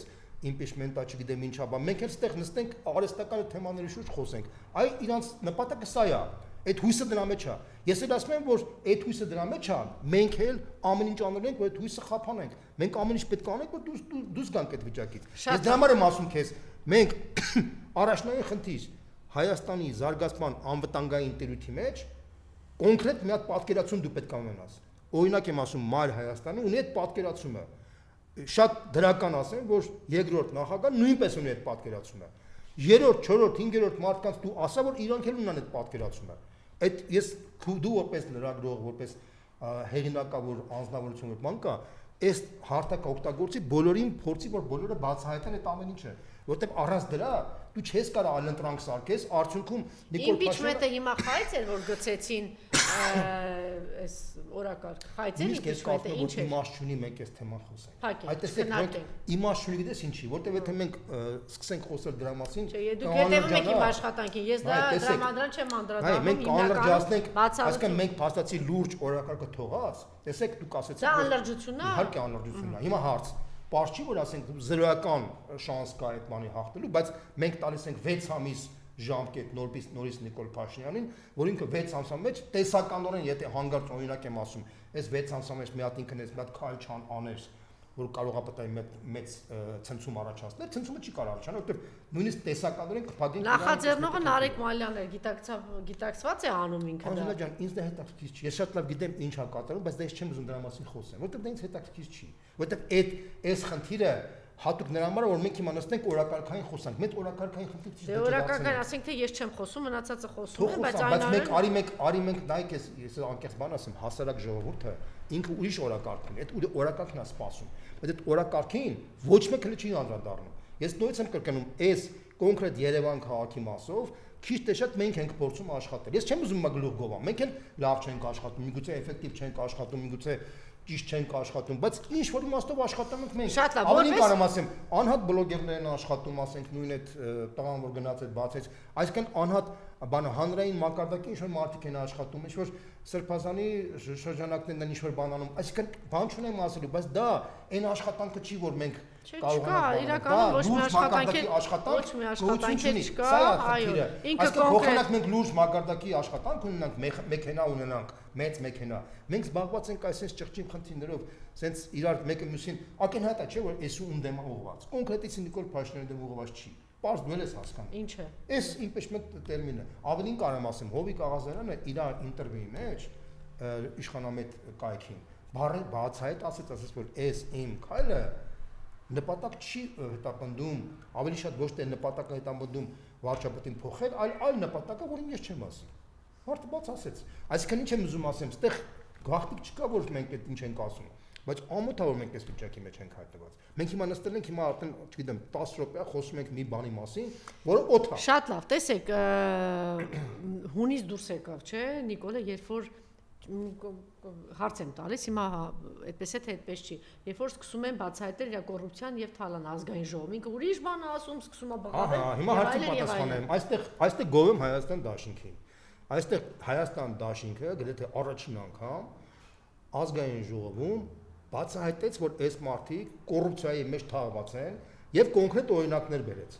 Այդ օրինակները, քանի որ բոլորը գիտեն արդեն, ասենք խուլիգանությունը, ծեծը, որ եղավ նոր-նորքի թաղապետանում, կոռուպցիայի բաները, որ Անիֆի այդ թալանը բան, իրանք միանգամից կարծեմ Աննա Գրիգորյանն ու Քրիստիանե Վարդանյանն էին, չէ՞, այդ բանը ներկայացնում։ Ինքը, քանի որ գիտի արդեն հասարակության մեջ, ժողովրդի մեջ այդ տրամադրությունը կա, եւ դա արդեն ազգային ժողովում ներկայացվեց, ինքը պայթեց այդտեղ։ Ինքը ասեց ոնց մենք 2018 թվականից արդեն ձևակերպել ենք, որ թալանը ասոցիացվում է բացառապես ձեր հետ։ Հիմա փաստացի այն որ ժողովուրդը մտածում է դուք արդեն մեր վրա եք ուզում կպցնեք էդի, բայց դա մեր գլխավոր հաղթաթուղթերից մեկն է։ Ինքը վախեցավ, որ ինքը այդ իր ունի երկու հաղթաթուղթ, նախկինների թալան եւ խաղաղության բան։ Երկու հաղթաթուղթ, որտեղ ուրիշ բան չունի։ Ինքը ոչ երկիրը զարգացրել, ոչ աշխատատեղեր է բացել, ոչ խաղաղությունը 4 պատերազմ է նստել մեր վրա։ Ունի երկու հաղթաթուղթ, որ Թուրքիայից մուրալու է թուղթը, բարաթը, որ Ալիևը կարա ստորագրի այդ բանը եւ այդ նախկինների կոռուպցիան։ Երկուսն էլ պայթում են։ Շատ բարից գուդիմացնում են պայթում։ Ես օրինակ բերեմ, որ դու պատկերացնես։ Երկրորդ նախագահի վրա դրել են մոտավորապես $100 միլիոն, այսպես ասած բան, չէ՞։ Ինքը արդեն $100 միլիոն այդ բանից են Հայաստան հիմնադրամից տարել է եւ չգիտի որտեղ։ Պլյուս դրան գումարենք $60 միլիոն Անիֆից, պլյուս $7 միլիարդ պարտքը։ Այսինքն այս ամեն ինչը, որ հիմա ասենք օրինակ եթե ընդդիմությունը ավելի վառ ներկայացներ, այս շուտ բանից այս մարդու վրա ճակատուրա գրածներ կոռուպցիա։ Բայց ինքը լավաուշ թե լավաուշ քան երբեք տարբերակով, քանի որ արդեն իսկապես նույն Հայաստան դաշինքը սկսել է ակտիվ աշխատել եւ ինքը տեսանել է, դա որը շատ ուրախալի է, որ ազգային ժողովում արդեն իշխանությունը պայթեց, որտեղ տեսավ, որ փաստացի համարժեք գնահատականներ տալու եւ անցավ հայհոյանքների։ Այսինքն դա հայհոյանքը ինչ է, դա թուլության նշան է, երբ որ դու հայում ես մի մարդուն, դա թուլության նշան է։ Ինչի Աննան ինքը իրան բերեց առաջին պլան եւ կոնկրետ անձնավորված անպատումը, վիրավորումը դա արդեն, ասեմ, դա արդեն ընդհանուր ներվային վիճակն է։ Իրանց մոտ ներվային վիճակ առաջացել, շատ པարզ, որովհետեւ օրինակ եմ ասում, པարզ էլեմենտար հարց են տալիս, Անիֆի $60 միլիոն ուր է, կամ այս թաղապետի ծեծը որտեղ է գնահատական տալիս, դուք պատկերացնում եք ընդդիմությունը։ Այսինքն այստեղ Աննան իր անձը չի պաշտպանում իրա եւ Նիկոլի Թալանը։ Բայց դա པարզ խնդիր է, դա օբշի պատկերն է, իր պատկերը օբրազը իշխանության արդեն փչացել է։ Այդ պատկերը փչացել է, իրանք ներվայնանում են եւ ասում են, պատմեն դրա մեղավոր ովքեր են, ու հարցակվեն ընդդիմության վրա։ Իրանց թիմա թե որ ընդդիմությանը որ հարցակվեն, ընդդիմությանը բերեն ինչ-որ թվեր բերեն, իրանք կարան դրանից մաքրվեն։ Բայց ո՞նց կարան մաքրվել, երբ որ նույնիսկ եմ ասում, իրանց ճակատին գնաց արդեն $7 միլիարդ։ Քոչյանի 4 միլիարդը մանեկան գտան 100 միլիոն, բայց իրանք այդ 100 միլիոնը միանգամից մի ռազովի քայլով հիմնադրամից տարել են արդեն $100 միլիոն եւ ոչ մեկի չեն ասում են ձեր գործը չի թե որ ենք տարել դա։ Հասկանում ես։ Պարզ չի ուր են տարել։ Պատերազմը պարտված է, բան ինչ պարտված է այդ $100 միլիոն ուր տարած կնեն։ Կամ այդ $60 միլիոն Անիֆի, այտենց բան 30 տարի մեջ դուք տեսել եք այտենց բացառակ։ Նաեւ այս մեն այս ջղաձիկը կամ $7 միլիարդ, տեսեք, Քոչյանի 10 տարվա մեջ պարտքը չի փոխվել, նույնն է մնացել։ 10 տարվա մեջ այդ մարդը աշխատել է, այդ մարդու 10 տարվա ընթացքում պարտքը չի փոխվել։ Բանը հնան մեծացել է 6 անգամ, բյուջե մեծացել է 8 անգամ, կենսամակարդակը մարդացել է 5-ից 6 անգամ։ Հիմա այս մարդու կառավարման ընթացքում 7 միլիարդով ավելացել է պարտքը, բայց ոչ մի ինչ-որ աշխատանք չկա։ Ընդ որում հələ ցինիզմի աստիճանը, ուրեմն խոսում է ԵՄ գնալու Ռուսաստանից դուրս գալու, երբ որ այս ռուս-ուկրաինական պատերազմի արդյունքում պարալելի բիզնեսի շրջանակներում հայ-ռուսական ապրանքաշրջանությունը հասել է $13 միլիարդ, եւ դրա հաշվին Հայաստանի համախառն ներքին արդյունքը բացացել է մինչեւ $27 միլիարդ։ Այսինքն այս մարդիկ այնքան անշնորհակալ մարդիկ են, նույնիսկ իրանց բանը այնքան տեսանելի է, որ Հայաստանի շահը որտեղ է։ Նույնիսկ այստեղ, բայց իրանց քանի որ անձնական շահը գիտեն, որ վտանգ է ներկայացնում այս դաշտում, իրանք ամեն ինչ ուզում են անել, որ իրանց անձնական շահը հանգարց առաջնային երկրորդական չդառնա։ Սա է, այս խնդիրը սա է, բայց նույնիսկ եմ կրկնում, այդ ամեն ինչը, որպեսի հասարակությունը տեսնի համատության մեջ, որ սրանք ինչ են իրենց ներկայացնում, պետք է աշխատանքի այդ հասարակության հետ։ Պետք է աշխատվի այդ հասարակության հետ։ Այդ աշխատանքը գործում չունի։ Ես չեմ ուզում գլուխ գովամ, բայց մենք փոքրաթիվ խմբով Երևան քաղաքում այնքան ենք աշխատում, որ այդ աշխատանքի 10% է մյուսները աշխատեին, իրավիճակը շատ ավելի ուժեղ կփոխվեր։ Ես չեմ ուզում գլուխ գովամ, Անժելա ջան, անկեղծ եմ ասում, Քավլիցի ես նույնիսկ եմ կրկնում, ես չեմ ուզում չափանցացնեմ, բայց ես ինքս իմ մեղքի զգացում ունեմ, որ մենք չունենք այդքան մեծ ռեսուրսներ, որ Հայաստանը մեկ լիարժեք կարողանանք աշխատենք, բայց մենք ամեն ինչ անում ենք, որ աշխատենք, որտեղ եթե մենք չաշխատենք, ես տեսնում եմ, որ ոչ մեկ չի աշխատելու։ Սա ես տեսնում եմ դա ուղղակիորեն, ցենց ասեմ։ Ուղղակի տեսնում եւ տեսնում որ ժողովուրդը անտեր վիճակի մեջ է։ Արդեն ինֆորմացիան գնաց, այսօր հեռախոսակցություն զրույցը կլինի Թրամփի եւ Պուտինի հեռախոսազրույցը տեղի կունենա այսօր երեկոյան Երևանի ժամանակով 18:00-ին կկայանա դա։ Գիտեք, որ բանակցությունները սկսեցին, այսպես քիչ թե շատ ասում են տեղաշարժ կա, դե գիտեք, որ այդպես բան հայտարարություններ արել թող գա միայն, բայց այնուամենայնիվ ուկրաինական կողմը գնաց այդ բանակցություններին, այս կողմից այն կողմից գերիների փոխանակման հարցը քննարկվեց, բայց մյուս կողմից էլ նաև մասամբ խոսեց Պուտինը դրա մասին, թե որ դեպքում կգնա, բավականին կատեգորիկ էր, այսինքն բոլոր են ճանաչված նահանգները դրանք պիտի անցնեն այս կողմ, պիտի ուկրաինական զորքը այդտեղից դուրս գա եւ մեծ հաշվով ընդմիշտ մոռանան ՆԱՏՕ-ի մասին։ Սա որքանով է ռեալ իրատեսական։ Տեսեք, այսօր էլ նոր փաթեթ երեք ուղարկել նաեւ Թրամփին արդյունաբերության, չգիտեմ, Զելենսկին նոր փաթեթ է ուղարկել համագործակցության, այսինքն ամեն ինչ տալիս են միայն թե մայիսի 15-ի հանդիպումը Ստամբուլում բոլորի համար պարզ էր, որ մեծ արդյունք չի լինել։ Դա բոլորը գիտեին դրա մասին, ակնհայտ էր։ Բայց ինչեր այդ հանդիպումը եղավ։ Ես պայմանական կարամ ասեմ հետևյալ, sense ձևակերպենք, էլի, sense դա հանդիպում էր հանուն Տրամփի։ Այսինքն, եւ ուկրաինական կողմը, եւ ռուսական կողմը փորձում են համոզել, որ իրանք են խաղաղության կողմնակից, որպեսզի Տրամպին քաշեն իրանց կողմ։ Տրամպը շատ լավ հասկանում է, որ ուկրաինական կողմը խաղաղություն չունի խաղաղություն։ Ռուսական կողմն էլ ասում է Տրամպ ջան, այս մարդը խաղաղություն չունի, եկել է ինձ ձրի տեղ ուզում է բանան էլի, բաներ շահի, որ չկա։ Տրամպը շատ լավ հասկանում է, որ ռուսական կողմը ճիշտ է, բայց մյուս կողմից էլ իր վրա կա ճնշում ամերիկյան շրջանակների կողմից, ասում է գիտես ինչ, այնուամենայնիվ մեր ռազմավարական հակառակորդը Ռուսաստանն է, Ուկրաինան մեր դաշնակիցն է, մենք ինչ կարանք անենք։ Տրամպը փորձում է այդ կոմպրոմիսը գտնի, ոնց անի, որ մի կողմից Ռուսաստանը կոմպրոմիսի գնա, մյուս կողմից Ուկրաինան համաձայնի զիջումների։ Ավելին կարամ ասեմ, Տրամպը նույնիսկ հայտարարեց, որ ես իմ կողմից պատրաստ եմ ճանաչեմ Ղրիմը Ռուսաստանի մաս։ Իմ կողմից պատրաստ եմ ճանաչեմ։ Նույնիսկ այդ իր որոշումը խիստ քննադատվեց եվրոպական ղեկավարների կողմից։ Ասեմ քեզ, որ եվրոպական ղեկավարները չհասկանալով կամ չզգալով իրանք այս process-ը տանում են դեպի երրորդ համաշխարհային պատերազմ։ Ես շատ անպայման բան չեմ ասում։ Չէ, իրանք նայ, ոչ մեկ չի ասում տենց բան, ոչ մեկ չի հասկանում, ոչ մեկ չի ուզում պատերազմ տանել։ Բայց ամեն մեկը, այ ոնց որ դու ասում ես, թե մի քաղաքական ուժ իր համար sense քաշումա, չէ, ադյալ իր հանա, չէ, քաշում ստե Հայաստան։ Ամբողջ աշխարհում նույն վիճակն է։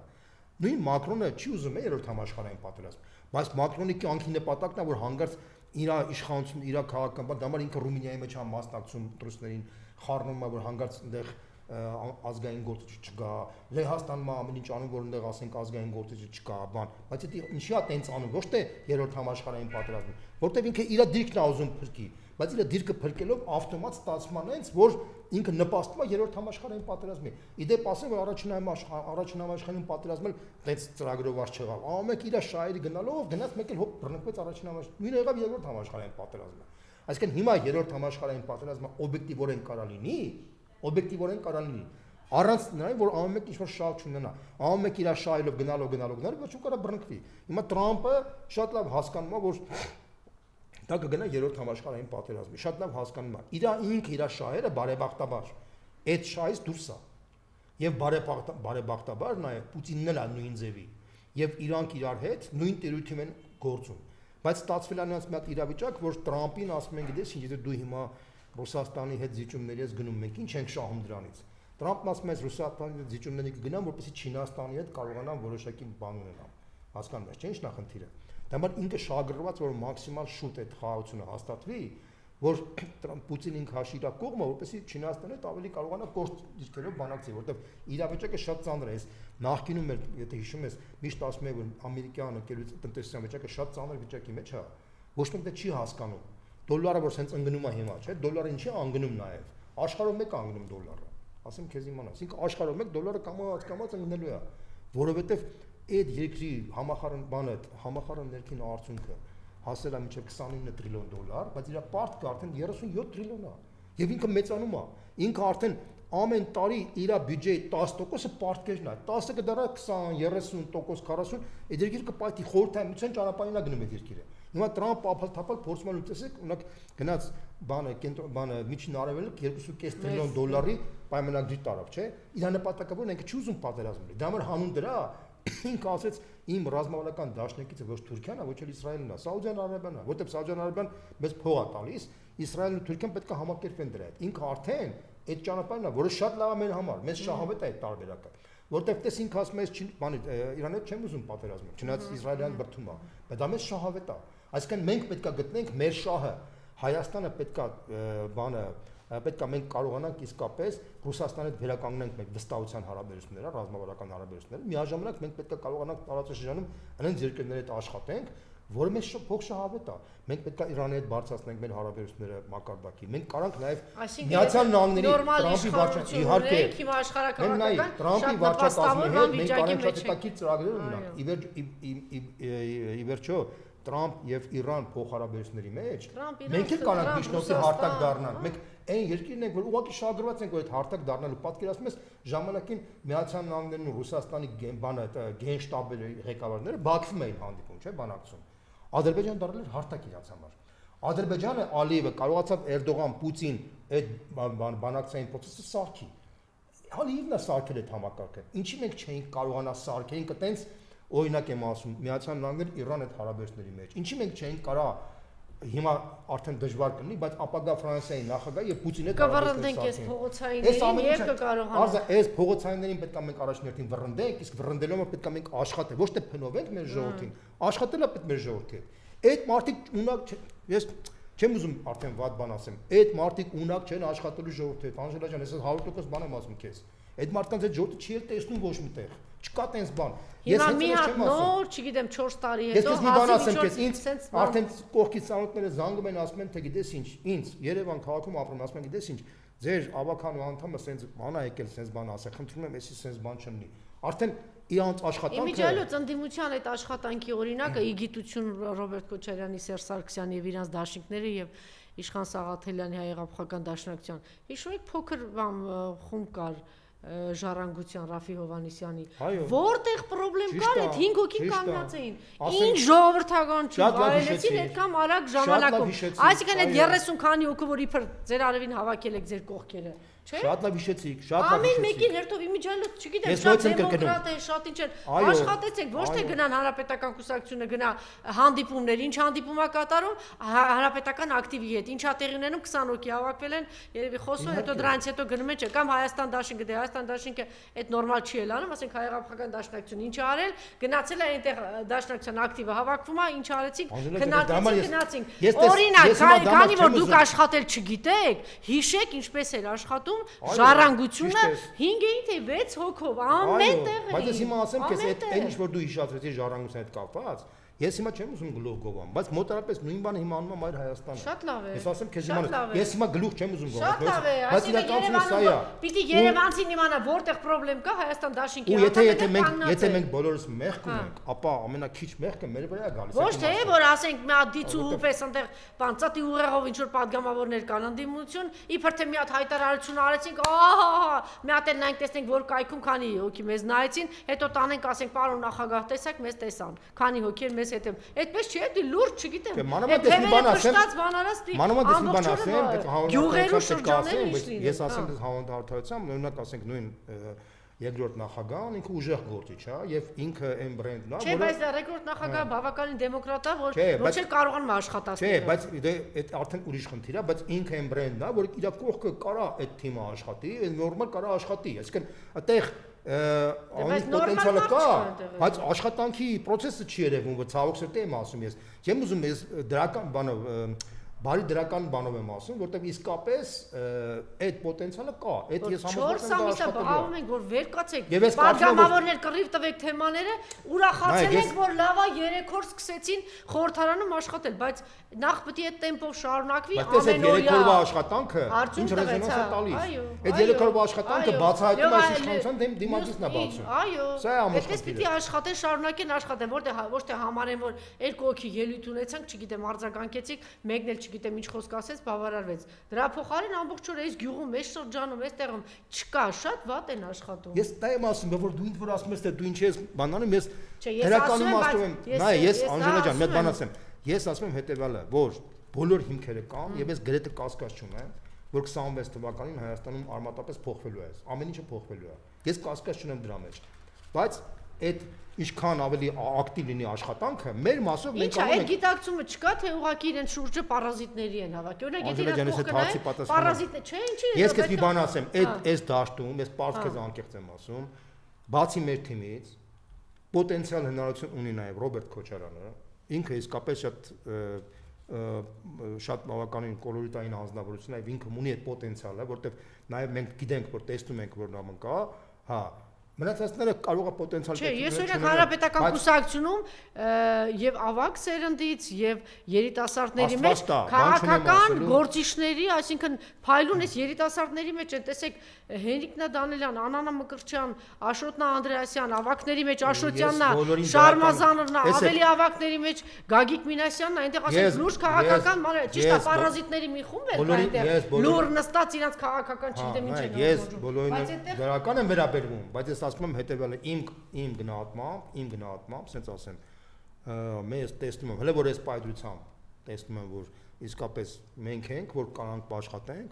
Ռոբերտ Քոչյանն իր բանով կարա աշխատի, որտեղ ես տեսնում եմ, որ իսկապես իր մտածողությունը, օրինակ այս երեկվա այդ ասուլիս, այսօրվա այդ ասուլիսը որ կար, իր գնահատականները իդենտիկ են իրականության, այսինքն այն ինչ որ ինքը ասում է այդ գնահատականները, գրեթե նույնն է այս հասարակության, շեշտած պարզ է, այսինքն սա այնքան պարզ է, որ այս տիպի պլյուս ինքը արձագանք կա հասարակության մեջ եւ մենք տեսնում ենք, բայց արձապես էդի պետք է կապիտալիզացվի։ Կապիտալիզացիան ինչ է նշանակում, որ կոնկրետ առարկայական պետք է մարդկանց հետ շփվել, աշխատել, ներկայացնել այդ ամեն ինչը, որպեսզի մարդիկ տեղյակ լինեն թե ինչի մասին է խոսքը։ Հիմա ասես կասի գնացել ենք եսի մեր ակտիվի հետ հանդիպել ենք եսին որ շրջանում, եսին որ գյուղում գնացել ենք մեր ակտիվի հետ, իրանք կուսակցական ժողովրդի հետ աշխատել այդպես են պատկերացնում։ Ես դրա համար ասում եմ հետեւյալը 21-րդ դարում ֆունդամենտալ փոխված է։ Այն մյուսների մասին չեմ խոսում, այնքան ինտրիգների մեջ են մտած, այլ մյուս ուժերի մասին չեմ խոսում։ Ես չեմ ուզում խոսեմ, դրանք բաներ են, բայց իրականում տակը բան չկա։ Սենց ասեմ, բայց նույնպես եմ ասում կան անհատներ, շատ նորմալ մարդիկ կան, որոնք ամեն տեղել նորմալ մարդիկ կան եւ նորմալ խոսում են։ Օրինակ նույն Վահե Հովհաննիսյանը շատ նորմալ եմ տեսնում ինքը։ Վահե Հովհաննիսյանն ասում է թող մանդատները դնեն։ Դա ողջամիտ Վելուծաբանի ասած բան է։ Ես չեմ ասում սա։ Ինքը հետևողական ասեք, այդպիսի թեզեր է առաջ հարցակում ես, ասում եմ ես ոչ թե իր գնահատականները լիարժեք կիսում եմ, ասում հետեւալը որ մարդը որոշակի տեսակետներ հայտնում, մտահոգված տեսակետներ հայտնում, որը տեսակետներ փոխանակ ողջունի ասի ինչ լավ է որ սկսել են աշխատել, ոնց որ դուք եք ասում։ Ես ամեն ինչի հետ համաձայն եմ ձեր ասածին։ Ես բազմաթիվ մարդիկ կան, որ ես կարող եմ չկիսեմ տեսակետը, բայց բանը ուրախանամ, որ այդ մարդ տեսակետներ են։ Օրինակ ասենք նույն, չգիտեմ, Սուրեն Սուրենյանցի գնահատականները ես ուրախանում եմ, որ մարդը գնահատականներ ասում, որ շատ դրական է, ասեմ, բացասական է, դրական եմ համար։ Ես բազմաթիվ մարդիկ կան, որոնք պետքա միանշանակ եմ ասում, կարող է պետք է միանշանակ չի այդ մարդկանց ընկալումը, կարող է քո դուրը չգա կամ իմ դուրը չգա, մեկ ուրիշի դուրը չգա, բայց այդ մարդկանց ակտիվությունը պետք է կապիտալիզացվի։ Այսինքն կապիտալիզացվելու խնդիր կա, որտեղ մարդը մտահոգված է ասում է, ես կարող ասեմ, որ տարբեր մարդիկ ունեն բավականին հեղինակություններ գրագետ մարդկանց մոտ հասարակության մեջ, բայց չի կապիտալիզացվում այդ մարդու խոսքը, որտեղ կապիտալիզացվայի համար պետք է քաղաքական ստրուկտուրաներ աշխատեն, բանալը, որը գոյություն չունի։ Նույնիսկ եմ ասում, ստեղ օրինակ եմ ասում, նույն Ռոբերտ Քոչյանի օրինակը նորից բերեցի, ինքը որպես կոլորիտային ազնվորություն, ինքը լուրջ մակարդակի գործիչ է։ Բայց ցավոք սրտի իր թիմը տեցել ինստիտուցիոնալ չի կարողանում ինքը աշխատել։ Ինքը ունենալով բավականին լուրջ մակարդակի քաղաքական կապիտալ, այդ կապիտալիզացիայի խնդիրը տեխնոլոգիան պետք է իրականացվի, որտեղ մի բանա որ իրան հարգում են եւ գնահատում են եւ ընդունում են եւ դա տեսնում են հասարակության մեջ, մեկ այլ բանա որ դա պետք է կարողանաս դու ցանց սարքես, ցանցով դու մարդու հետ աշխատես։ Այն ինչ որ հիմա անում է Նիկոլ Փաշինյանը ֆանտաստիկ է աշխատում, լավ է աշխատում, ասեմ քեզ հիմա լաս, ինքը բոլոր տեղերում աշխատում է շատ լավ։ Այնպես որ հարգելի նախագահն է, այսպես եթե շարունակեք աշխատել, ինքը էլի կրելու է, այսա Նիկոլը։ Չէ, այդպես մի ասեք, եթե այսպես ինքը շարունակ եւ ընդդիմությունն էլ իրան այսպես պահի։ Մի բան ասեմ քեզ, մի բան ասեմ քեզ, sense բան։ 26 թվականին իր հաղթանակը կհամարժեք լինի Հայաստանի ոչնչացման հետ։ Ես աղոթի ասում եմ։ Ու դրա համար իմ խորհուրդը քեզ նախ եւ առաջ իրականությունը ասում եմ, Անան եւ Նիկոլը սկսել են իրենց փայլուն PR-ը քարոզ են տանում, համապատասխան կենթանու ականջում քնած են ընդդիմադիրները։ Հա, բայց այդտեղ մեղավորը իհարկե տենց է։ Բայց այդտեղ մեղադրել պետքա մեղադրել ոչ թե ժողովրդին, ասել որ իրանք անգրագետ են կամ չգիտեմ ինչ են, այլ պետքա մենք պետքա այդ մեղադրելը պետքա լինի քաղաքական դաշտի նկատմամբ, որտեղ քաղաքական դաշտը պետք է աշխատի, ընդդեմ համարժեք պետքա աշխատի։ Համարժեք այն ինչ որ անում է իշխանությունը, որտեղ իշխանությունը ասեմ նույնպես եմ ասում, ինքը վատ թե լավ աշխատում է, բոլոր տեղերում աշխատում է, ոչ միայն Երևանում է աշխատում, ինքը աշխատում է նաև գյուղերում, քաղաքներում նորմալ, չէ, իշխանությունը։ Դա եմ ասում քեզ։ Բայց մի բան էլ ասեմ քեզ, ուրեմն ակնհայտ կարամ ասեմ, իր ռեյտինգը ըմփացել է։ Ես թիվ կարամ ասեմ, մոտավորապես իր հակավարկանիշը տատանում է 60-ից 65%, խոսքը Նիկոլ Փաշինյանի մասին է։ Եվ կարող ասեմ, որ 21 թվականի ցուցանիշների հետ համեմատած տեղերը փոխվել են։ Եթե այն ժամանակ հակավարկանիշներ ընդդիմության ներկայացուցիչը, հիմա տեղերը ֆունդամենտալ փոխված է։ Հիմա նույն հակավարկանիշ ունի արդեն Փաշինյանը եւ ճիշտ հակառակը դա այդտեղ ուրախանալու ոչ մի բան չկա, սա եւս խայտարակություն է։ Երկիր հանձնող ավիրող կործանող մարդը եթե 2% էլ ունի, արդեն խայտարակություն է եւ սա ես քո հետ համաձայն եմ, ես փաստ եմ արձանագրում եւ դրա համար եմ ասում, այս պարագայում մարդը ունենալով 60-65% հակավարկանիշ, ինքը չի կարող վերարտադրվի, հասկանում ես ինչ նախնդիրը։ Այսինքն դա ապրիորի դա բնության օրենքներին հակասող է։ Պարզապես մենք պետք է լավ աշխատենք, որպեսզի այդ իշխանապողությունը մաքսիմալ խաղ եւ անցնցում գնա, որտեվ այդ իշխանապողությունը եթե անցնցում չգնաց, արունալի բնույթ կրեց, չէ՞։ Ես կարող եմ ասեմ, որ Հայաստանը կարող է տարածքներ կորցնի։ Մենք ուզում ենք, որ տենց վիճակի մեջ հայտնվենք, չէ։ Ուրեմն մենք պետք է որպեսզի Իմիջիայլոց ինչու է այդպես ագրեսիվ այդ բառերով, այդ բաներով շահ, ոմանք ասում են ինքը այսպես անախուտ գույները խտացնում է եւ այդ տարանջատումը բան ինչու է այդ բառամթերքով մտել ու տենց կոպիտ վիրավորում բոլորին անան։ Ինչ է անում։ ասում եմ քեզ իշխանությունը ինքը ջղայնա բանեղացա ջղային վիճակի մեջ է հայտնված, որտեղ գիտի իրականությունը։ Տեղերում քանի որ իրանք շփվում են, ի տարբերություն մեր ընդդիմության շրջանակների։ Իրանք որ տեղերում շփվում են մարդկանց հետ շփվում, իրանք ավելի լավ են աշխատում։ Իրանք տեսել են մարդկանց տրամադրությունների կտրուկ փոփոխությունը։ Ու ասեմ կտրուկ փոփոխությունը նաև գիտես որտեղից եկա, չես հավատա։ Գյումրիի ընտրությունների արդյունքներից։ Այնքանը որ դուք ոչ մեկը չէիք հավատում, որ ընտրություններով կարող է բան փոխվի։ Գյումրիի ընտրությունը մարդկանց մտածողության մեջ հեղափոխություն է արել։ Մարդիկ հասկացան, որ ընտրությունով կարելի է տեղում փոխել, քաղաքում փոխել, նշանակում է երկրով մեկի կարող է։ Չողջևորվեք, համապետական ընտրությունները բոլորովին այլ ընտրություններ են, ձեզ թվում է, որ վերջին կյանքի մահի հարց անելու Նիկոլա Տեստողելյակայում, այդ դուք կարող եք հաղթեք, բայց Նիկոլան դենց բաներ անի։ Այսինքն դուք պատրաստ եք երկրորդի, երրորդի, դուք չգիտեք ինչ էր անելու Նիկոլա։ Այդ գյուղ ընտրություն չի, համապետական իր համար կյանքի մահի հարցով։ Բոլոր այն մարդիկ, որոնք ուզում են իշխանությունը պահեն, իրենց համար կյանքի մահի խնդիր է։ Նույնի Սաակաշվիլին էլ է կյանքի մահի խնդիր, բայց կորցրեց չէ իշխանությունը։ Այսինքն մարդը չի կարող հավերժ իշխանությունը կանոնա պահի, մանավանդ այս իշխանությունը, որ այսքան մինուսներ ունի բոլոր իմաստներով, ինքը որ տեսել է, ինքը ջղայնացած վիճակի մեջ է։ Ջղային իշխանությունը արդեն թուլություն է նշանակում։ Մարդը ինչքան հայոյանքներով խոսա, ջղային լինի, բան լինի, ինքը նշանակում է թույլ է։ Մարդը որ ավելի հանգիստ է խոսում, ինքը նշանակում է ինքը ուժեղ է։ Ես ընդհանրապես բոլորին է վերաբերում, էլի։ Իսկ փորձում է վախի մտնոլորտ տարածեն, որ տեսեք մենք սենց որտեվ այդպես ասում է դու սա այս դա չէ կարծում, չի աշխատում դա։ Իսկ խմբագրի նկատմամբ տեսեք այն խմբագրին, լրագրողների նկատմամբ այսպիսի բաներ արդեն երկրորդին Սյունիքի այդ 4 տարի հետ գնացին, չգիտեմ ոչ ջան, իրանք ես սենց ասեմ, իմ գնահատականն ասեմ, իրանք ոչ այնքան այդ ճանապարհով են գնալու, որքան փորձելու են հետևյալ սկզբունքը գործեն։ Իրանք փորձելու են այսպես ասած այդ թալանի քաղաքուկտը աշխատացնել, մեկ էլ խաղաղության բարաթի խնդիրը աշխատացնել։ Եվ կարամ ասեմ, իրանք հույսը դրել են նաև որ ընդդիմությունը, այսենց իրար մեջ գզվրտոցով, բանով, այսենց իրանք այդ իրանց շահը դրա մեջ է։ Իրանք այդ հույսը ունեն։ Հեսա քեզ ասեմ քեզ որ իմանաս, էլի։ Ես դրա համար եմ ասում, ստեղ մենք, բայց անկախամիջ դա իրար չի օգնելու։ Բայց եթե ընդդիմությունը շատ մեծ ձայնով հաջողություն ունեցավ, անցնցում կգնա process-ը։ Եթե ձայների քանակը շատ մեծ չեղավ, իրանց դիմադրությունը ավելի ուժեղ կլինի, կարող է ցնցումներով լինի, որից Հայաստանը կարող է տարածքներ կորցնի։ Ես ուղղակի ասում եմ, հենց այնպես չեմ ասում։ Կգա ժամանակը դու կտեսնես։ Ես ասում եմ սցենար, որը հիմա կանխատեսվում է արդեն։ Դրա համար ինչքան ընդդիմությունը, կապ չունի որ ընդդիմությունը, դա կլինի Ռոբերտ Քոչարյանի թիմը, Սերժ Սարգսյանի թիմը, կամ ինչ-որ մի երրորդ թիմ, կամ Մայր Հայաստանը, կամ Պողոս Սրբան, բոլորը ամենը իր աշխատանքների արդյունքում ինչքան շատ իրանք ուժեղ լինեն, ոնց որ Գյումրիում կոնսոլիդացված լինեն։ Բայց ասում են մենք մի շատ երկար ենք արդեն եթերում, ասում են չպետք է նույնացնել այնտեղ որ գնացին առանձին եւ միացան համապետականը։ Բոլորովին այլ ընտրություն է, մեկ առաջնորդի, մեկ մեծ կոնսոլիդացիա պիտի լինի եւ դուրս գալ այս իշխանության դեմ։ Այնինչ որ աշխատեց համապետական ընտրություններում, դա անհեթեթություն է, չի աշխատելու եւ ձախողել է։ Նայտես, դու ճիշտ կներ, եթե մենք ունենայինք նախագահական համակարգ։ Նախագահական համակարգում մեկ մարդու շուրջ կոնսոլիդացիան շատ ճիշտ է, որտեղ նախագահական համակարգում պարտվողը ակցիա չի ստանում։ Ինքը դե ասում են նաև մեծ սխալ էր, որ Ռոբերտ Քոչարյանը չկարողացավ 21 թվականին,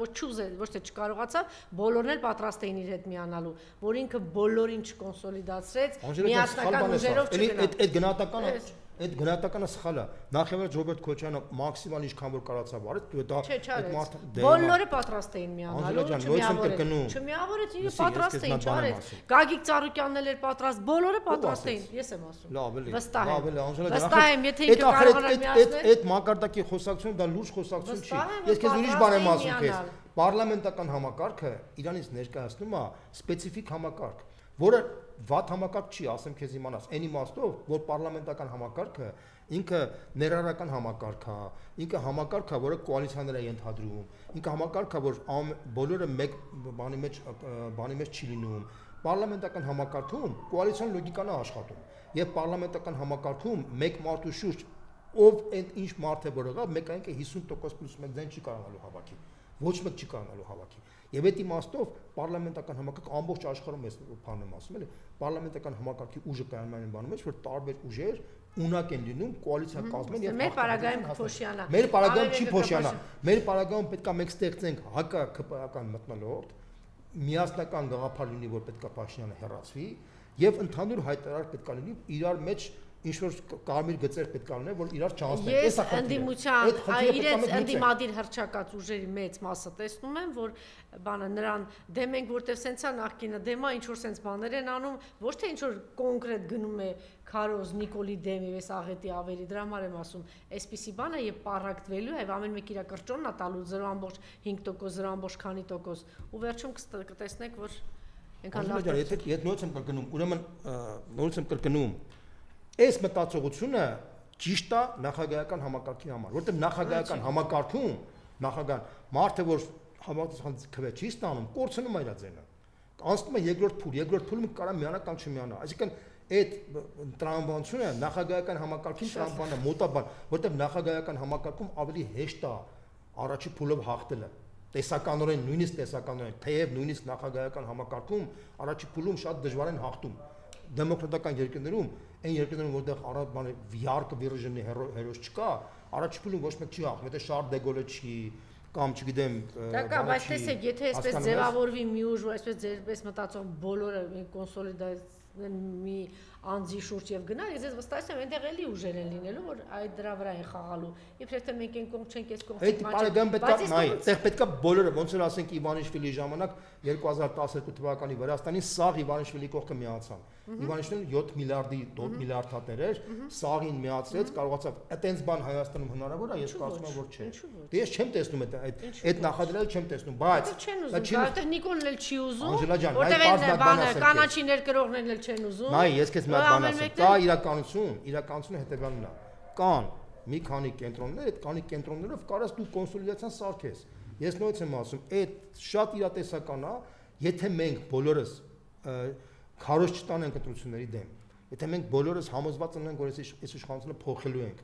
եւ մենք համոզված ենք, որ այս ճանապարհով փոխելու ենք, ոնց որ մենք Գյումրիում արեցինք, մենք Գյումրիում մթնոլորտ սարքեցինք։ Մեկը տեսեք, դուք Մարտունի եւ Վարդանիկի մեջ ինչ ծանր հարաբերություններ կար, բայց այդ ծանր հարաբերությունները էքստորադասեցին։ Որովհետև կար այդպիսի մթնոլորտ։ Բայց հիմա չկա հավապետական այդպիսի մթնոլորտ, որովհետև ես ուրեմն պետք է նայ, Անժելա, ուրեմն պետք է մենք բոլորս, այդ թվում եք դու, ես, նպաստենք, որ այդ մթնոլորտը ստեղել սարքենք։ Մենք ունենք հակասություն, օրինակ ասենք, մենք մեր բանի մեջ ավելի խորը հակասության մեջ ունենք, ասենք հանրապետականի հետ, Սերժ Սարգսյանի հետ, բայց այդ հակասությունը էքսիստենցիալ պետք է չկրի։ Մենք պետք է նորմալ հարաբերություններ ունենանք։ Մենք ավելի դրական, ավելի այսպես մոտիկ ենք Ռոբերտ Քոչարյանի հետ, բայց դա չի նշանակում, որ մենք մյուսների հետ պետք է հակասությունների մեջ մտնենք։ Դա այսինքն մենք պետք է ունենանք որոշակի մտածողության կուլտուրա, որպեսզի մենք հասկանանք, որ այս դաշտում մենք բոլորս տարբեր հակասություններ կարանք ունենանք, բայց կա միասնական շահ, որ այս մարդը պետք է հեռանա, որտեղ դա լինելու է Հայաստանի լինել չլինելու խնդիրը։ Մենք Գյումրիում կարացանք այդ անդորում Գյումրիի Սարիկ Մինասյանը Նիկոլ Փաշինյան չէր։ Սարիկ Մինասյանը հարգված անձնավորություններ, իրան դրական էին վերաբերում գյումրեցիները, բայց մենք կարողացանք։ Բայց դուք նաև հիշեք Գյումրու ընտրությունների հետ կապված դուք եք ասել, որ կլանային համակարգներ գործում եւ ընտրվեցին։ Դրա համար նմանեցնելը ունենալու է խնդիրներ։ Այնպես որ Անժելա ջան, սա այստեղ ավելի հեշտ է դա անելը, որտեղ այնտեղ կլանային համակարգ ավելի ուժեղ է զարգացած։ Հայաստանով մեկ այտենց կլանները ուժեղ զարգացած չեն։ Կլանային համակարգը նաև օգնեց, որ այո, օգնեց, բայց տես նայես, լսի, կլանային համակարգը օգնեց, բայց ստեղ այդ կլանային համակարգի տեղը այդ քաղաքացիական տարը ինքը ավելի կոնսոլիդացիոն էլեմենտ է դառնում այն ոչ քաղաքացիական զանգվածների համար, որը շատ ավելի լավ է մեր համար, այդ իմաստով, այսինքն ստեղ դոմինանտային դեր են կատարում քաղաքական խոսույթը, անձերը, դրանք շատ ավելի մեծ դեր են կատարում, քան Գյումրիում։ Գյումրիում մեծ դեր չէր կատարում, որտեղ կլանային տրամաբանությունը ավելի ուժեղ էր զարգանում, բայց նույնիսկ այդ պարագայում մենք կլաններին, որը շատ խորը հակասություններ են, Մարտունի եւ Վարդանի կլանը գրեթե հայ-թուրքական հարաբերությունների մեջ են, բայց մենք կարողացանք այդ համակարգի պայմաններում հաղթել։ Չկայացած մարդկանց բաներ, Անժելա ջան, շատ լավ։ Ես ասում եմ հետեւյալ իրականությունն եմ ասում։ Մենք պետք է այս մարդուն ստեսություն ասենք հեռացնենք, որպեսզի Հայաստանը փրկենք։ Դրա համար պետք է ամենքս մեր տեղում նպաստենք, որպեսզի կարողանանք այս դաշտում այդ միասնական մտնոլորտը պահենք ամենքս իր քաղաքական շահերի հետապնդման տիրույթում։ Եվ ամենքս ես ինքս ուրախ կնեմ եւ կուզեմ։ Ես մարդ գրեթե չեմ տեսնում այդ միասնական բանը պահելու։ Միասնականը գիտես ինչ իմաստով։ Չէ, ես հասկանում եմ, ոչ թե միասին գնալու, դուք ասում եք այդ բոլորը մտնոլորտի իմաստով։ Այո, այդ եմ ասում, դուք չեք ասում, բայց ես դա ինչ որ չեմ տեսնում։ Շնորհակալություն, ցավոք սրտի չեմ տեսնում։ Դու չես կարա տեսնես դա, սենց ասեմ, մարդկային փոխհարաբերությունների մեջ, բայց դու կարաս տեսնես հետեւյալ տարբերակի մեջ, որ մարդիկ որ իրաց նույն տիրույթում կարան իրար հետ շփվեն, չէ՞, նորմալ կարան շփվեն, բայց հակառակ ճամբարի պարագայում դա բարդ է տեսնել, համաձայն ես, արդեն դա դերակատար։ Շատ լավ։ Շնորհակալություն մենք։